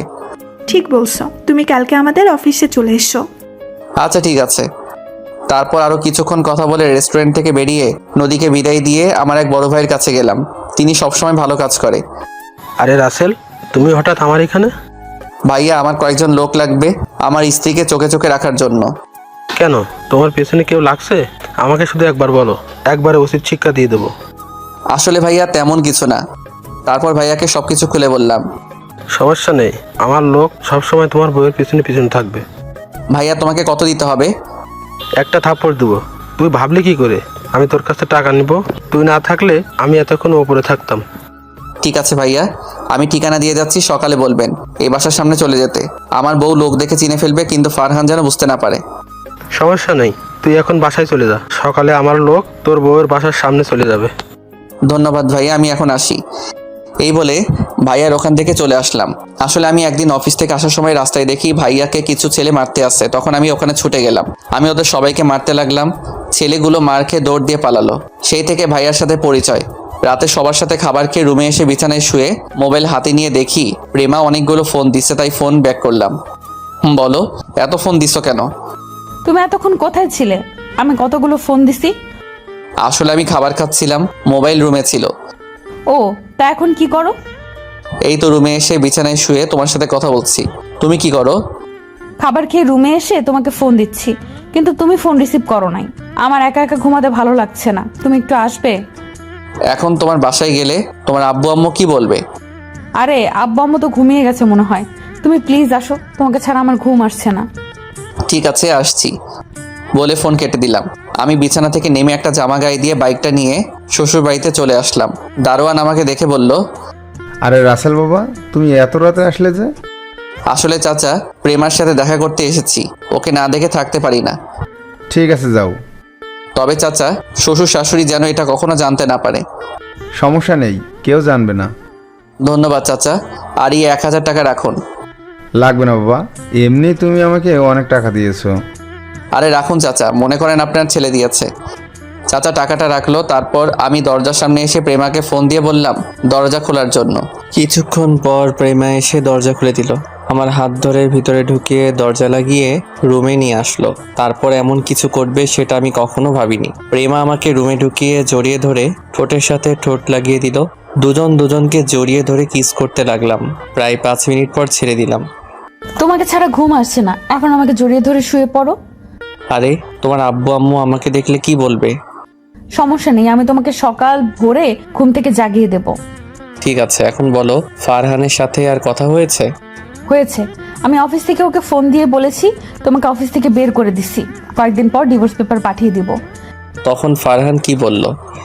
সে বলেছে আমি অনেক ভালো করেছি তোমাকে বের করে দিয়ে, এখন আমাকে বিয়ে করে নতুন করে সংসার শুরু করবে। ওকে ভালো করে বিয়ে করাবো। ওকে উচিত শিক্ষা না দেওয়া পর্যন্ত আমার মন শান্তি হবে না। নদীর সাথে তোমার কি কথা হয়েছে? তারপর সবকিছু খুলে বললাম। তাহলে তো ভালোই। তুমি যদি গতকাল রাতে আমাকে ওই কথাগুলো না বলতে, তাহলে আমি এসব ব্যাপার জানতাম না। ফারহান ছেলেটাকে অনেক ভালো মনে করছি। আর তোমাকে কালকে থেকে কিছু লোক ফলো করবে তোমার নিরাপত্তার জন্য। ফারহান যাতে কিছুই বুঝতে না পারে, ওকে তোমার শরীরে টাচ করতে দিবে না কখনো। আমি ভুলেও ওকে আমার হাত ধরতে দিব না। আমি বলবো যে যা হবে বিয়ের পর। ঠিক আছে, এখন ঘুমিয়ে পড়ো। তারপর প্রেমা আমাকে জড়িয়ে ধরে শুয়ে পড়লো। দেখতে দেখতে 10টা দিন চলে গেল। এখন আমি নদীদের অফিসে কাজ করি। নদীর আব্বু আমার কাজ দেখে অনেক খুশি হয়েছে আর আমার বিয়ের কথা জেনে গেছে। আমি বলছি আরো কিছুদিন পরে ডিভোর্স দিয়ে দিব প্রেমাকে। তিনি মেয়ের সুখের কথা ভেবে রাজি হয়ে গেল। নদী আমাকে জড়িয়ে ধরতে আসলে আমি তাকে বলি বিয়ের পর সবকিছু করতে, তাই নদী আর জোর করে না। আর ওদিকে প্রেমা ফারহানের সাথে আমার কথা মতো কাজ করে যাচ্ছে। লোকগুলো সবসময় প্রেমার আশেপাশে থাকে। প্রেমার সাথে প্রতিদিন রাতে ফোনে কথা হয়। দেখতে দেখতে আরো 1টা মাস চলে গেছে। আমাদের কাজ সব হাতের মুঠোয় নিয়ে আসছি। সবকিছু কিছুক্ষণ পর জানতে পারবেন। হঠাৎ নদী আমার কেবিনে আসলো, একটা চেয়ারে বসে বলল, আমার জানটা কি করে? দেখতেই তো পারছো কাজ করছি। তুমি আমার সাথে এভাবে কথা বলছো কেন? আমি আবার কিভাবে কথা বললাম? তুমি তো দেখতেই পারছো কাজ করছি। ঠিক আছে, তুমি কাজ করো, আমি আমার কেবিনে গেলাম। আরে রাগ করছো কেন? আমি একটা জায়গায় মিলাতে পারছি না, তাই মাথা গরম ছিল। এখন মিলাতে পারছি, প্লিজ তুমি রাগ করো না। তুমি রাগ করলে পেতনির মতো লাগে। নদী আমার কথা শুনে বলল, কি আমাকে পেতনির মতো লাগে? আজকে তোমাকে মেরেই ফেলবো। সরি আর বলবো না। এখন এখানে তোমার একটা সাইন করে দাও। দাও, দিচ্ছি। ফাইলটা একটু দেখে সাইন করো। দেখা লাগবে না। আমি মনে মনে বললাম, নদী তুমি জীবনের ভুলটা আজকে করলে, ফাইলটা একটু দেখলে না? নদী সাইন করে কিছুক্ষণ আমার সাথে দুষ্টামি করে নিজের কেবিনে চলে গেল। আর ওদিকে প্রেমা আর ফারহান রেস্টুরেন্টে বসে কথা বলছে। চলুন দেখি তারা কি কথা বলছে। প্রেমা, চলো আমরা দুজনে বিয়ে করে ফেলি। আমি তোমাকে ছাড়া থাকতে পারছি না। ঠিক আছে, কালকে কাজে অফিসে বিয়েটা সেরে নিব। তবে বাচ্চা হওয়ার আগে আমাদের মাঝে কিছুই হবে না। ঠিক আছে, তুমি যা বলবে তাই হবে। ফারহান মনে মনে বলতে লাগলো, আগে বিয়েটা হয়ে যাক, তারপর তোমাকে জোর করে ভোগ করব। ওকে, আজকে আমি বাসায় যাই, কালকে কাজে অফিসে চলে আসবে, বিকেল 5টায় আসবে। আমি তোমার জন্য অপেক্ষা করব। আচ্ছা ঠিক আছে। প্রেমা রেস্টুরেন্ট থেকে বেরিয়ে গাড়ি নিয়ে সোজা বাসায় চলে আসলো। রাতে প্রেমা আমাকে ফোন দিল। কেমন আছো, কি করো? আমি ভালো থাকি কি করে তোমাকে ছাড়া? আর 2-3টা দিন ধৈর্য ধরো, তারপর আবার আগের মতো থাকতে পারবে। আজকে আমি ফারহানকে বিয়ের কথা বলার আগে ফারহান নিজেই বলল আমি তাকে কালকে কাজী অফিসে আসতে বলেছি। ওকে, সমস্যা নেই, আমি কাজীর সাথে কথা বলে সবকিছু ঠিক রাখতে বলছি। ঠিক আছে, এখন বলো ওদের কি খবর? আজকে আমার কাজ শেষ হয়েছে, নদীর থেকে সাইন নিয়ে নিছি। এখন শুধু তোমারটার অপেক্ষা, ওটা হাতে আসলে আমাদের কাজ শুরু হয়ে যাবে। আমার না ভয় হচ্ছে যদি উল্টাপাল্টা কিছু হয়ে যায়। আরে কিছুই হবে না, আমি আছি তো তোমার পাশে। আচ্ছা, কালকে কথা বলবো, ফারহান ফোন দিচ্ছে। ঠিক আছে ভাই। এই বলে আমি ফোন কেটে দিলাম। আর ওইদিকে প্রেমা ফারহানের ফোন রিসিভ করার পর ফারহান বলল, কি ব্যাপার, তুমি কার সাথে কথা বলছিলে? আরে আমার অফিসের ম্যানেজার আঙ্কেল ফোন দিছে, অফিসের কাজের ব্যাপারে কথা বলছি। ও তাই, এখন কি করো? খাওয়া দাওয়া করেছো? খাওয়া দাওয়া হয়েছে, আর এখন তোমার সাথে কথা বলছি। তোমার খাওয়া দাওয়া হয়েছে? হয়েছে। তারপর তারা আরো কিছুক্ষণ কথা বলে ফোন কেটে দিল। প্রেমা ঘুমিয়ে পড়ল। আসুন আপনাদের সাথে কিছু কথা বলি। প্রেমাকে আমি প্রথমে কষ্ট দিব মনে করছি, কিন্তু পরে ফারহান আর নদীর পরিবারের ব্যাপারে কিছু কথা বলার পর প্রেমা রাজি হয়ে যায়। আর আমি কাজটা একা করতে পারবো না, তাই প্রেমার সাথে শেয়ার করি। প্রেমা আমার কথায় রাজি হয়ে যায়। রাজি হওয়ার কারণে তাকে কষ্ট দেয়নি। পরে আমরা একটা প্ল্যান করি। কি প্ল্যান করছি তা 2 দিন পর জানতে পারবেন। ফারহান আর নদীকে নকল একটা ডিভোর্স পেপার দেখালাম। তারা মনে করছে আমাদের মধ্যে ডিভোর্স হয়ে গেছে। এবার চলুন ফারহান আর নদীর মধ্যে কি হচ্ছে। কি ব্যাপার নদী, তুমি এখন আমার সাথে আগের মতো কথা বলো না কেন? তুমি আমাকে ভুলে যাও ফারহান, আমি রাসেলকে ভালোবেসে ফেলেছি। ওকে আমার মনের ভেতরে জায়গা দিয়ে দিচ্ছি। এটা তুমি কি বলছো? আমাদের আজ 1 বছরের রিলেশন, আর তুমি এখন কি বলছো? তোমার সাথে মিলে রাসেল আর প্রেমা সংসার ভাঙছি, আর এখন তুমি কি বলো? সেটার জন্য তোমাকে ধন্যবাদ। তুমি প্রেমাকে বিয়ে করে নাও, আমি রাসেলকে বিয়ে করে নিই। আমি তোমাকে ছাড়া থাকতে পারবো না। তুমি কেমন ছেলে আমার ভালো করেই জানা আছে। তুমি মেয়েদের ফাঁদে ফেলে তাদের জীবনটা নষ্ট করে নতুন আরেকটা ধরো। বাহ বাহ, তুমি আমার কথাই বললে। তুমি কেমন মেয়ে এটা আমি জানি না? তুমি শিয়াবের সাথে কি করছো আমি সব কিছু জানি। ওর সাথে তো মিথ্যা প্রেমের অভিনয় করছি, একমাত্র তাদের সম্পত্তির লোভে। তাই ওর থেকে সব কিছু নিয়ে রাস্তায় নামিয়ে দিছি। ও তার মানে আমার সাথেও এমন কিছু করতে, তাই না? কিন্তু আমার কিছুই তো তুমি নিতে পারবে না। ঠিকই ধরেছিস। এখন ফোন রাখ, তোর সাথে কথা বলতে আমার ভালো লাগে না। এই বলে নদী ফোন কেটে দিল। আর ফারহান মনে মনে বলতে লাগলো, আরে নদী, তুই কি মনে করেছিস আমি তোকে হাড়ে হাড়ে চিনি? তাই তোর সাথে আমিও প্রেমের অভিনয় করে গেছি। এখন প্রেমাকে বিয়ে করে তাদের সব সম্পত্তি দখল করে নিব। তারপর প্রেমাকে ঘাট ধাক্কা দিয়ে বাসা থেকে বের করে দিব। পরের দিন বিকালে কাজী আমার কথা মতো সবকিছু ঠিক করে রেখেছে। প্রেমা আর ফারহান সাইন করলো, কিন্তু ফারহান সাইন করার আগে পেপারটা পড়ে দেখলো না। তারপর প্রেমা আর ফারহান কাজী অফিস থেকে বেরিয়ে যে যার বাসায় চলে আসলো। আর এদিকে আমি নিজের কেবিনে ক্যামেরা সেটিং করে নদীকে আমার কেবিনে আসতে বললাম। কিছুক্ষণ পর নদী আমার কেবিনের ভিতরে ঢুকে একটা চেয়ারে বসলো। তখন নদী বলল, বলো কেন ডেকেছো আমাকে? আচ্ছা নদী, তুমি আমার কাছে একটা সত্যি কথা বলবে? কি কথা বলো? তুমি কি শিহাব নামে কাউকে চিনো? শিহাব নামে আমি একজনকে চিনতাম, কেন বলো তো? তুমি কি শিহাবকে ভালোবাসতে? আমি ওকে ভালোবাসতাম, তবে এখন আর ভালোবাসি না। এখন তোমাকে ভালোবাসি। ওর কথা আমি ভুলেই গেছি। তুমি কি তাকে সত্যিকারের ভালোবেসেছো? আসলে আমি তাকে সত্যিকারের ভালোবাসি নাই, তার সাথে প্রেমের অভিনয় করে তাদের সব সম্পত্তি দখল করে নিয়েছি। তুমি এটা ওর সাথে করলে কেন? এটা কি তুমি একাই করেছো? এটা আমি একা করি নাই, সাথে আমার বাবাও ছিল। আর ওর সাথে এটা করার কারণ, সে মেয়েদের নিয়ে মজা করতো, বেশি ভাব দেখাতো। তাই ওর সাথে প্রেমের অভিনয় করে আমি আর আব্বু ওদের সব কিছু নিয়ে রাস্তায় নামিয়ে দিছি। তাই বলে এমনটা করবে ওর সাথে? করেছি, বেশ করেছি। আচ্ছা, তুমি ওর কথা বলছো কেন? তুমি কি শিহাবকে চিনো? আমি ওকে চিনি না। গতকাল রাস্তায় হঠাৎ আমার গাড়ির সামনে এসে ধাক্কা খায়, তখন আমি তাকে হাসপাতালে নিয়ে যাই। তারপর আমাকে এই কথাগুলো বলল। ওর কথা তোমাকে চিন্তা করতে হবে না, এখন আমাদের বিয়ের ব্যাপারে চিন্তা করো। ঠিক আছে, কালকে আমি আব্বু আম্মুকে নিয়ে তোমাদের বাসায় যাব বিয়ের কথাবার্তা বলতে। ঠিক আছে, এখন আমি কেবিনে গেলাম, হাতে কিছু কাজ আছে। ওকে যাও। নদী আর কোনো কথা না বলে কেবিন থেকে বেরিয়ে গেল। আমি বসে বসে কাজ করতে লাগলাম। সন্ধ্যায় গাড়ি নিয়ে আমি সোজা ফারহানের বাসায় চলে গেলাম। কলিং বেল চাপ দেওয়ার পর একজন কাজের লোক এসে দরজা খুলে দিল। আমাকে দেখে বলল, কাকে চাই? আমি ফারহানের আব্বুর সাথে একটু কথা বলতে চাই।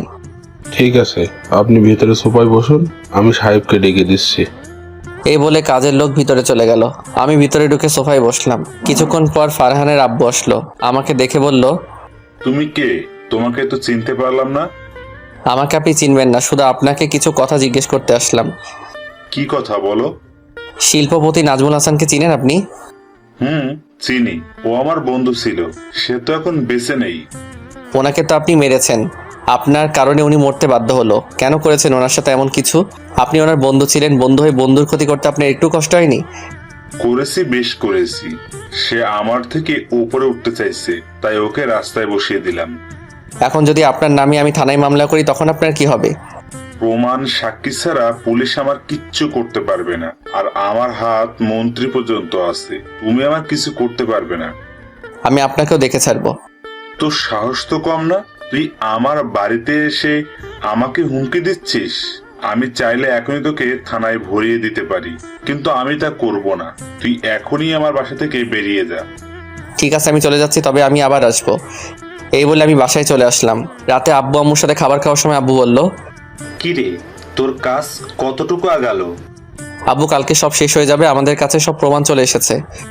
রাইসা ফোন করে বলল সামনের শুক্রবার বাসায় আসবে। ও, ওরা কি বাইরে থেকে বাংলাদেশে আসছে? না, কালকে আসবে বলেছে। তোর মোবাইলে ফোন দিচ্ছে, কিন্তু তোকে বিজি পাইছে, তাই আমার মোবাইলে ফোন দিয়ে বলেছে। রাইসের সাথে কথা হয় না আজ 2 দিন হয়েছে। কি করবো বলো, ওদিকের কাজ করে সময় পাই না। ওটা সমস্যা নেই, তো কালকে পুলিশ সাথে করে নিবি। আব্বু। তারপর খাওয়া দাওয়া করে রুমে চলে আসলাম। বিছানায় শুয়ে প্রেমাকে ফোন দিলাম। ফোন দেওয়ার সাথে সাথেই রিসিভ করলো। আমার জানুটা কেমন আছে? তোমাকে ছাড়া ভালো থাকি কি করে? কালকে থেকে তো আমার সাথে থাকবে। আজকে রাতটা কষ্ট করো, তা কাগজপত্র সবগুলো আনছো? সব আমার সাথে আছে। আর ফারহানের সাথে আমি একটা ভিডিও করছি। ও আগে কার সাথে কি করছে সব কিছু আমাকে খুলে বলছে। আমি বলেছি তার কথা শুনে আমি তাকে ছেড়ে যাব না। তারপর সবকিছু খুলে বলছে। খুব ভালো করছো, কালকে সকালে বাসায় চলে আসবে। তোমাকে নিয়ে আর সাথে পুলিশ নিয়ে ফারহানা নদীর বাসায় যাব। আমার মন বলছে এখনই তোমার বাসায় চলে আসতে। না জানু, রাতটা কষ্ট করে কাটিয়ে সকালে চলে এসো। ঠিক আছে। তারপর আরো কিছুক্ষণ কথা বলে ঘুমিয়ে পড়লাম। সকালবেলা ঘুম থেকে উঠতে বুকটা কেমন ভারী লাগছে। চোখ খুলে দেখি যাকে দেখলাম তাকে দেখে তো অবাক হয়ে গেলাম। ঠিকই ধরেছেন, প্রেমা। আমি উঠতেই প্রেমার ঘুম ভেঙে গেল। তখন আমি তাকে বললাম, প্রেমা তুমি কখন আসলে? আমি সকাল ভোরে চলে এসেছি, তোমাকে ছাড়া থাকতে ভালো লাগছে না, তাই চলে আসলাম। ঠিক আছে, এখন উঠো, আমি ফ্রেশ হব। আর একটু থাকো না, অনেকদিন পর তোমাকে জড়িয়ে ধরলাম। ঠিক আছে থাকো। এখন বলো, আব্বু আম্মু কি জানে তুমি বাসায় এসছো? আম্মু তো দরজা খুলে দিল। তোমার আব্বু আম্মু জানে তুমি আমার কাছে আসবে? তারা কেউ জানে না, শুধু দারোয়ান চাচা জানে। ও। প্রেমা আমাকে কিছুক্ষণ জড়িয়ে ধরার পর দুজনে ফ্রেশ হয়ে সবার সাথে নাস্তা করে বেরিয়ে পড়লাম থানার উদ্দেশ্যে। থানায় এসে একজনের কেবিনের ভিতরে ঢুকে গেলাম। ওসি সাহেব, আপনার সাথে কিছু কথা ছিল। আপনি আপনার বউকে কেমন আদর করেন? ওসি আমার দিকে তাকিয়ে বলল, ওই আর আমি ভাবির সামনে এমন কথা বলতে লজ্জা করে না?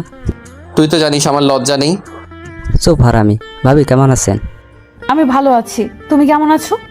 আমিও ভালো আছি। তো বলুন কি খাবেন? আমরা কিছু খাবো না। এই কথা বললে তো হবে না, আপনি এই প্রথম আমার থানায় আসছেন, একটা কিছু তো খেতেই হবে।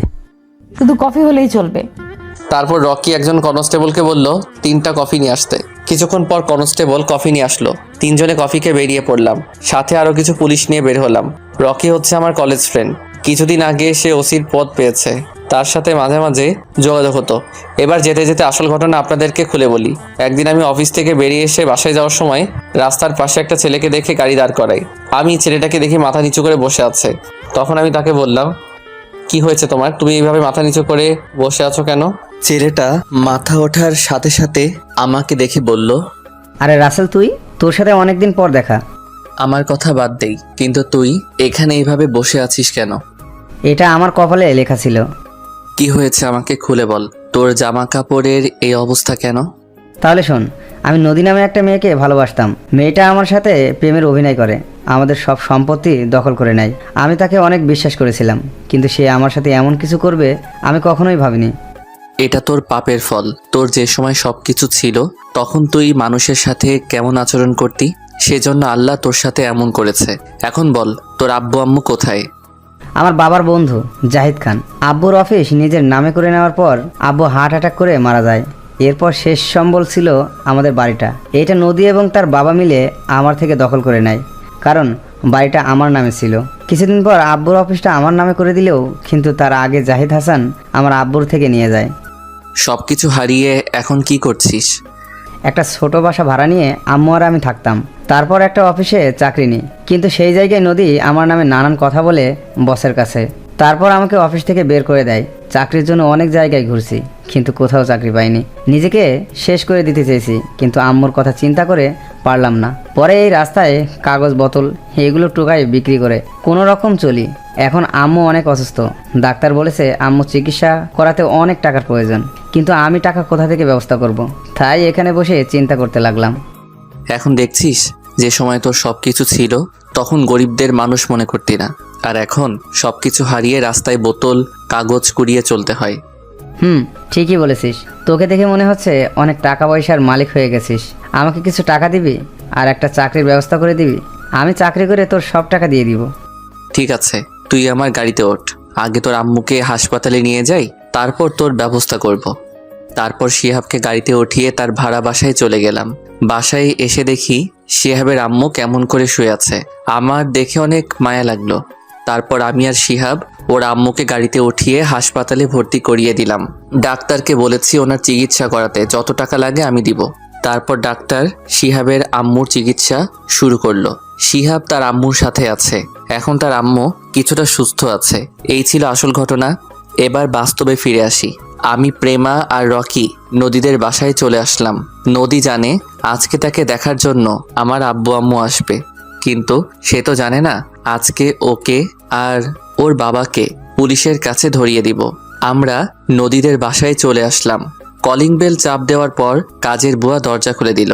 আমরা কাজের বুয়ার কোনো কথা না শুনে ভিতরে ঢুকে গেলাম। আমরা ভিতরে ঢুকে দেখি নদীর আব্বু সোফায় বসে আছে। আমাকে এবং আমার সাথে পুলিশ দেখে বলল, আরে রাসেল, তুমি? তা তোমার আব্বু আম্মু কোথায়? তোমার সাথে মেয়েটা এবং পুলিশ কেন? এরা আপনাকে এবং আপনার মেয়েকে ধরতে এসেছে। আমাদের অপরাধ কি? আপনি আর আপনার মেয়ে নদী অভিনয় করে শিহাবের বাড়ি দখল করে নিয়েছেন, সেজন্য পুলিশ আপনাদের ধরতে এসেছে। তুমি হয়তো জানো না, পুলিশ প্রমাণ ছাড়া কাউকে ধরতে পারে না। আমরা প্রমাণ ছাড়া আপনাকে এবং আপনার মেয়েকে ধরতে আসি নাই, প্রমাণ নিয়ে এসেছি। আর এই রাসেল আপনাদের নামে থানায় মামলা করেছে। হঠাৎ নদী রুম থেকে বেরিয়ে এসে বলল, রাসেল, এখানে কি হচ্ছে? আর প্রেমা, তুই এখানে? সাথে দেখি পুলিশ এসেছে। পুলিশ এমনি আসে নাই, তোকে আর তোর বাপকে থানায় নিয়ে যেতে আসছে। আমাদের অপরাধ? তোরা কি অপরাধ করছিস এই দেখ। তারপর নদী আমার সাথে যে কথা বলল সবগুলো দেখালাম। তখন নদী বলল, রাসেল, তুমি আমার সাথে বেইমানি করলে। আমি তোমাকে বিশ্বাস করে সবকিছু খুলে বলছি। বিশ্বাস তো আমার ফ্রেন্ড শিহাব ও তোদের করেছে। বিনিময়ে তোরা কি করছিস ওর সাথে? তার শেষ সম্বল বাড়িটাও নিয়ে নিলি, তুই আর তোর বাপ। চিন্তা করিস না নদী, আমাদের থানায় বেশিক্ষণ আটকে রাখতে পারবে না। টাকা দিলে এমনি আমাদের ছেড়ে দেবে। আপনি ভুল ভাবছেন, কারণ এখন আপনাদের কিছুই নেই। আমি জানি আপনার সব সম্পদের মালিক নদী, তাই ওর কাছ থেকে সবকিছু সাইন করে নিয়ে নিছি। এখন আপনি রাস্তার ফকির। আপনারা যেভাবে শিহাব থেকে অভিনয় করে সব সম্পত্তি দখল করে নিছেন, আমিও আপনার মেয়ের সাথে অভিনয় করে সবকিছু লিখে নিছি। আমাদের কি ক্ষমা করে দেওয়া চায় না? আমরা আর এমন ভুল কখনো করব না। আমি কেন, শিহাবও তোদের ক্ষমা করবে না। রকি, তাদের নিয়ে যা। এই, এদের থানায় নিয়ে চলো। রকির কথা মতো পুলিশ নদী আর নদীর বাবাকে ধরে নিয়ে বাহিরে চলে গেল। বাহিরে আসার পর গাড়ি নিয়ে ফারহানের বাসায় যেতে লাগলাম। সাথে নদী আর নদীর বাপ ছিল। কিছুক্ষণ পর আমরা তাদের বাসায় চলে আসলাম। আমরা সবাই দরজার সামনে দাঁড়িয়ে কলিং বেল চাপ দিলাম। কাজের বুয়া এসে দরজা খুলে দিল। এখানেও কোনো কথা না বলে ভিতরে ঢুকে গেলাম। ভিতরে ঢুকে দেখি বাপ ছেলে সোফায় বসে কফি খাচ্ছে আর গল্প করছে। আমাদের দেখে ফারহান বলল, আরে প্রেমা, তুমি হঠাৎ আমার বাসায়? আবার সাথে দেখি রাসেল এবং পুলিশ, মানে কি? সেটা কিছুক্ষণ পর বুঝতে পারবি। তুই আবার এসেছিস আমার বাসায়, সাথে পুলিশ নিয়ে এসেছিস? তুই জানিস আমি একটা ফোন দিলে তোর সাথে পুলিশ ভয়ে বেরিয়ে যাবে? তাই নাকি মিস্টার জাহিদ হাসান? তো দেখি আপনি কাকে ফোন দিবেন। আমি এখান থেকে এক পাও লড়বো না। ফারহানের আব্বু মোবাইল নিয়ে কাকে যেন ফোন দিল। তখন তার সাথে কথা বলে রকির কাছে ফোন দিল। নেই, কথা বল। হ্যালো, কে বলছেন? আমি বর্তমান মন্ত্রী বলছি। যদি চাকরি হারাতে না চাও তাহলে এখনই হাসান সাহেবের বাসা থেকে বেরিয়ে যাও। তোমাকে আমি গুলি করে মারবো, আমাকে তুমি চাকরির ভয় দেখাচ্ছ? আরে রকি, তুই তা বাবা জাহিদকে কেন ধরতে গেলি? তারপর সব কিছু খুলে বলল। বাবা আমি এসব জানতাম না, তুই ওকে ধরে থানায় নিয়ে আয়, পরেরটা আমি দেখছি। ঠিক আছে আব্বু। এই বলে ফোন কেটে দিল। তখন ফারহানের আব্বু রকিকে বলল, তুই মন্ত্রীকে আব্বু বললি কেন? আমার আব্বুকে আব্বু বলবো না তো কি বলবো? মানে? কারণ তোর মন্ত্রী বন্ধু হচ্ছে আমার জন্মদাতা আব্বু। আমার ছোট থেকে শখ বড় হয়ে আমি পুলিশ অফিসার হব।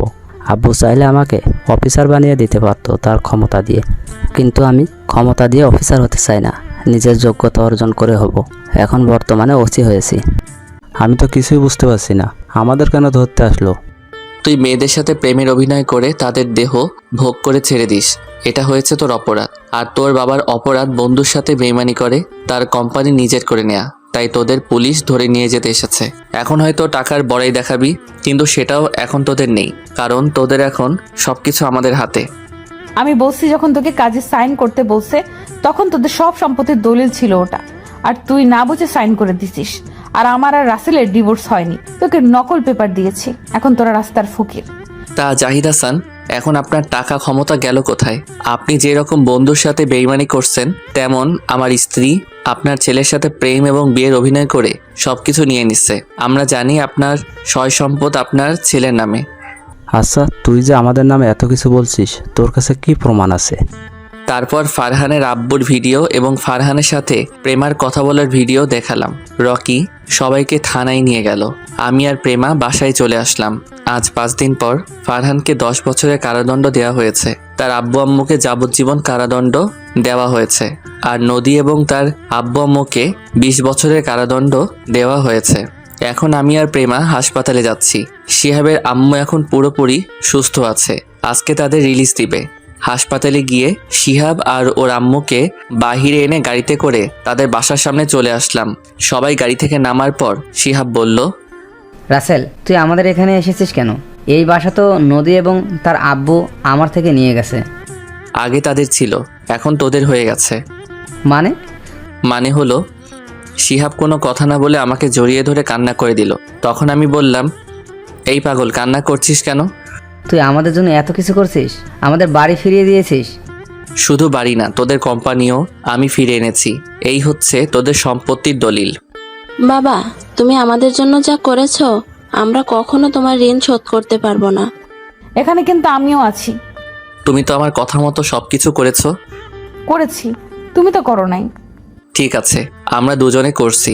তো যাওয়ার আগে শিহাব তোকে একটা কথা বলে যাই, কখনো গরিব দুঃখীদের অবহেলা করবি না, তাদের পাশে সবসময় দাঁড়াবি।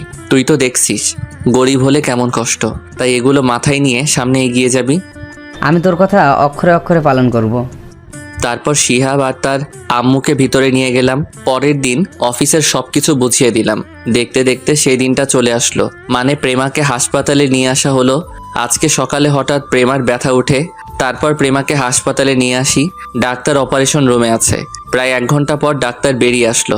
আমরা সবাই ডাক্তারের কাছে গেলাম। ডাক্তার, আমার স্ত্রীর কি অবস্থা? ভয়ের কোনো কারণ নেই, আপনার স্ত্রীর মেয়ে হয়েছে, আপনি বাবা হয়েছেন। সবাইকে মিষ্টি খাওয়ান। সত্যি বলছেন ডাক্তার? সত্যি। আমরা কি তার সাথে দেখা করতে পারি? অবশ্যই পারবেন। এ কথা বলে ডাক্তার চলে গেল। আমরা সবাই কেবিনের ভিতরে ঢুকলাম। আব্বু আম্মু শ্বশুর শাশুড়ি আমার মেয়েকে কোলে নিয়ে আদর করতে আসে। সবাই বলছে মেয়েটা আমার মতো হয়েছে। আব্বু আম্মু শ্বশুর শাশুড়ি কিছুক্ষণ থেকে কেবিন থেকে বেরিয়ে গেল। আমি আমার মেয়েকে কোলে নিয়ে প্রেমার পাশে বসলাম। তখন প্রেমা বলল, মেয়ে হওয়াতে তুমি খুশি না? কে বলছে আমি খুশি না? আমি অনেক খুশি হয়েছি। কিন্তু আমি খুশি হতে পারি নাই। কেন? আমি ভেবেছি তোমার মতো একটা ছেলে হবে, কিন্তু হয়েছে মেয়ে। তো কি হয়েছে? মেয়ে হচ্ছে ঘরের লক্ষ্মী।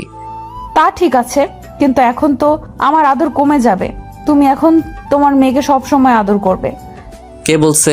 আমার আদর সবসময় তুমি পাবে। তাহলে আমাকে এখন জড়িয়ে ধরো, জড়িয়ে ধরে একটা কিস করো। ঠিক আছে, করছি। আমি মেয়েটাকে রেখে প্রেমার ঠোঁটের সাথে ঠোঁট লাগিয়ে দিলাম। তারপর দুজন দুজনকে জড়িয়ে ধরলাম। দেখতে দেখতে আজ 5টা বছর কেটে গেল।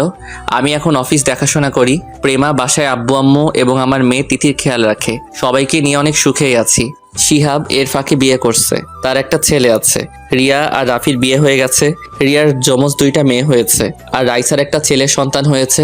আমার বোন স্বামী এবং ছেলের সন্তান নিয়ে অনেক সুখে আছে। রাইসা কিছুদিন আগে আমাদের বাসা থেকে বেরিয়ে গেল। এবার আসি রকির কথায়। আমি, রাফি, শিহাব এবং রকি আমরা সবাই একসাথে পড়াশোনা করছি। রকি ছেলেটা অনেক ভালো। তার বাপ মন্ত্রী থাকার পরেও কোনো অহংকার নেই তার ভিতর। সে কেমন গল্পের ভিতরে দেখেছেন। রকি এখন একজন পুলিশ অফিসার। রকি চাইলে আরও ওপরের লেভেলে যেতে পারত, কিন্তু সে টাকা আর বাবার ক্ষমতা দিয়ে ওপরে উঠতে চায় না। কিছুদিন আগে রকির বিয়ে হয়েছে, আমরা সবাই তার বিয়েতে গেছি। তো যাই হোক, রাতে সবার সাথে খাবার খেয়ে রুমে আসলাম। কিছুক্ষণ পর প্রেমা রুমে এসে দরজা লাগিয়ে বিছানায় এসে আমাকে জড়িয়ে ধরলো। কি ব্যাপার, তিথি কোথায়? ওকে ওর দাদা দাদির কাছে রেখে এসেছি। ওর দাদা দাদির কাছে রেখে আসলে কেন? কারণ আজকে তুমি আমাকে অনেক আদর করবে। ওর জন্য তোমাকে একটু আদর করতে পারি না। আমি আরেকটা ছেলে চাই। ও মা, তাই নাকি? আরেকটা লালন পালন করতে পারবে? অবশ্যই পারবো। তুমি আমাকে তিথির একটা ভাই এনে দাও। আমাকে তো অনেক পরিশ্রম করতে হবে। করতে হলে করবে, এখন কথা না বলে আমাকে আদর করো। আমি তোমার মাঝে হারিয়ে যেতে চাই। তাহলে আর দেরি কিসের? আমি তাহলে শুরু করে দেই। এই বলে প্রেমাকে জড়িয়ে ধরে ঠোঁটের উপর আক্রমণ করা শুরু করলাম। তারপর প্রেমার পুরো শরীরে কিস করতে লাগলাম। আস্তে আস্তে হারিয়ে গেলাম অজানা ঠিকানায়। হয়েছে, অনেক দেখছেন, এবার আপনারা আসতে পারেন। সবাই আমাদের জন্য দোয়া করবেন। ধন্যবাদ সবাইকে।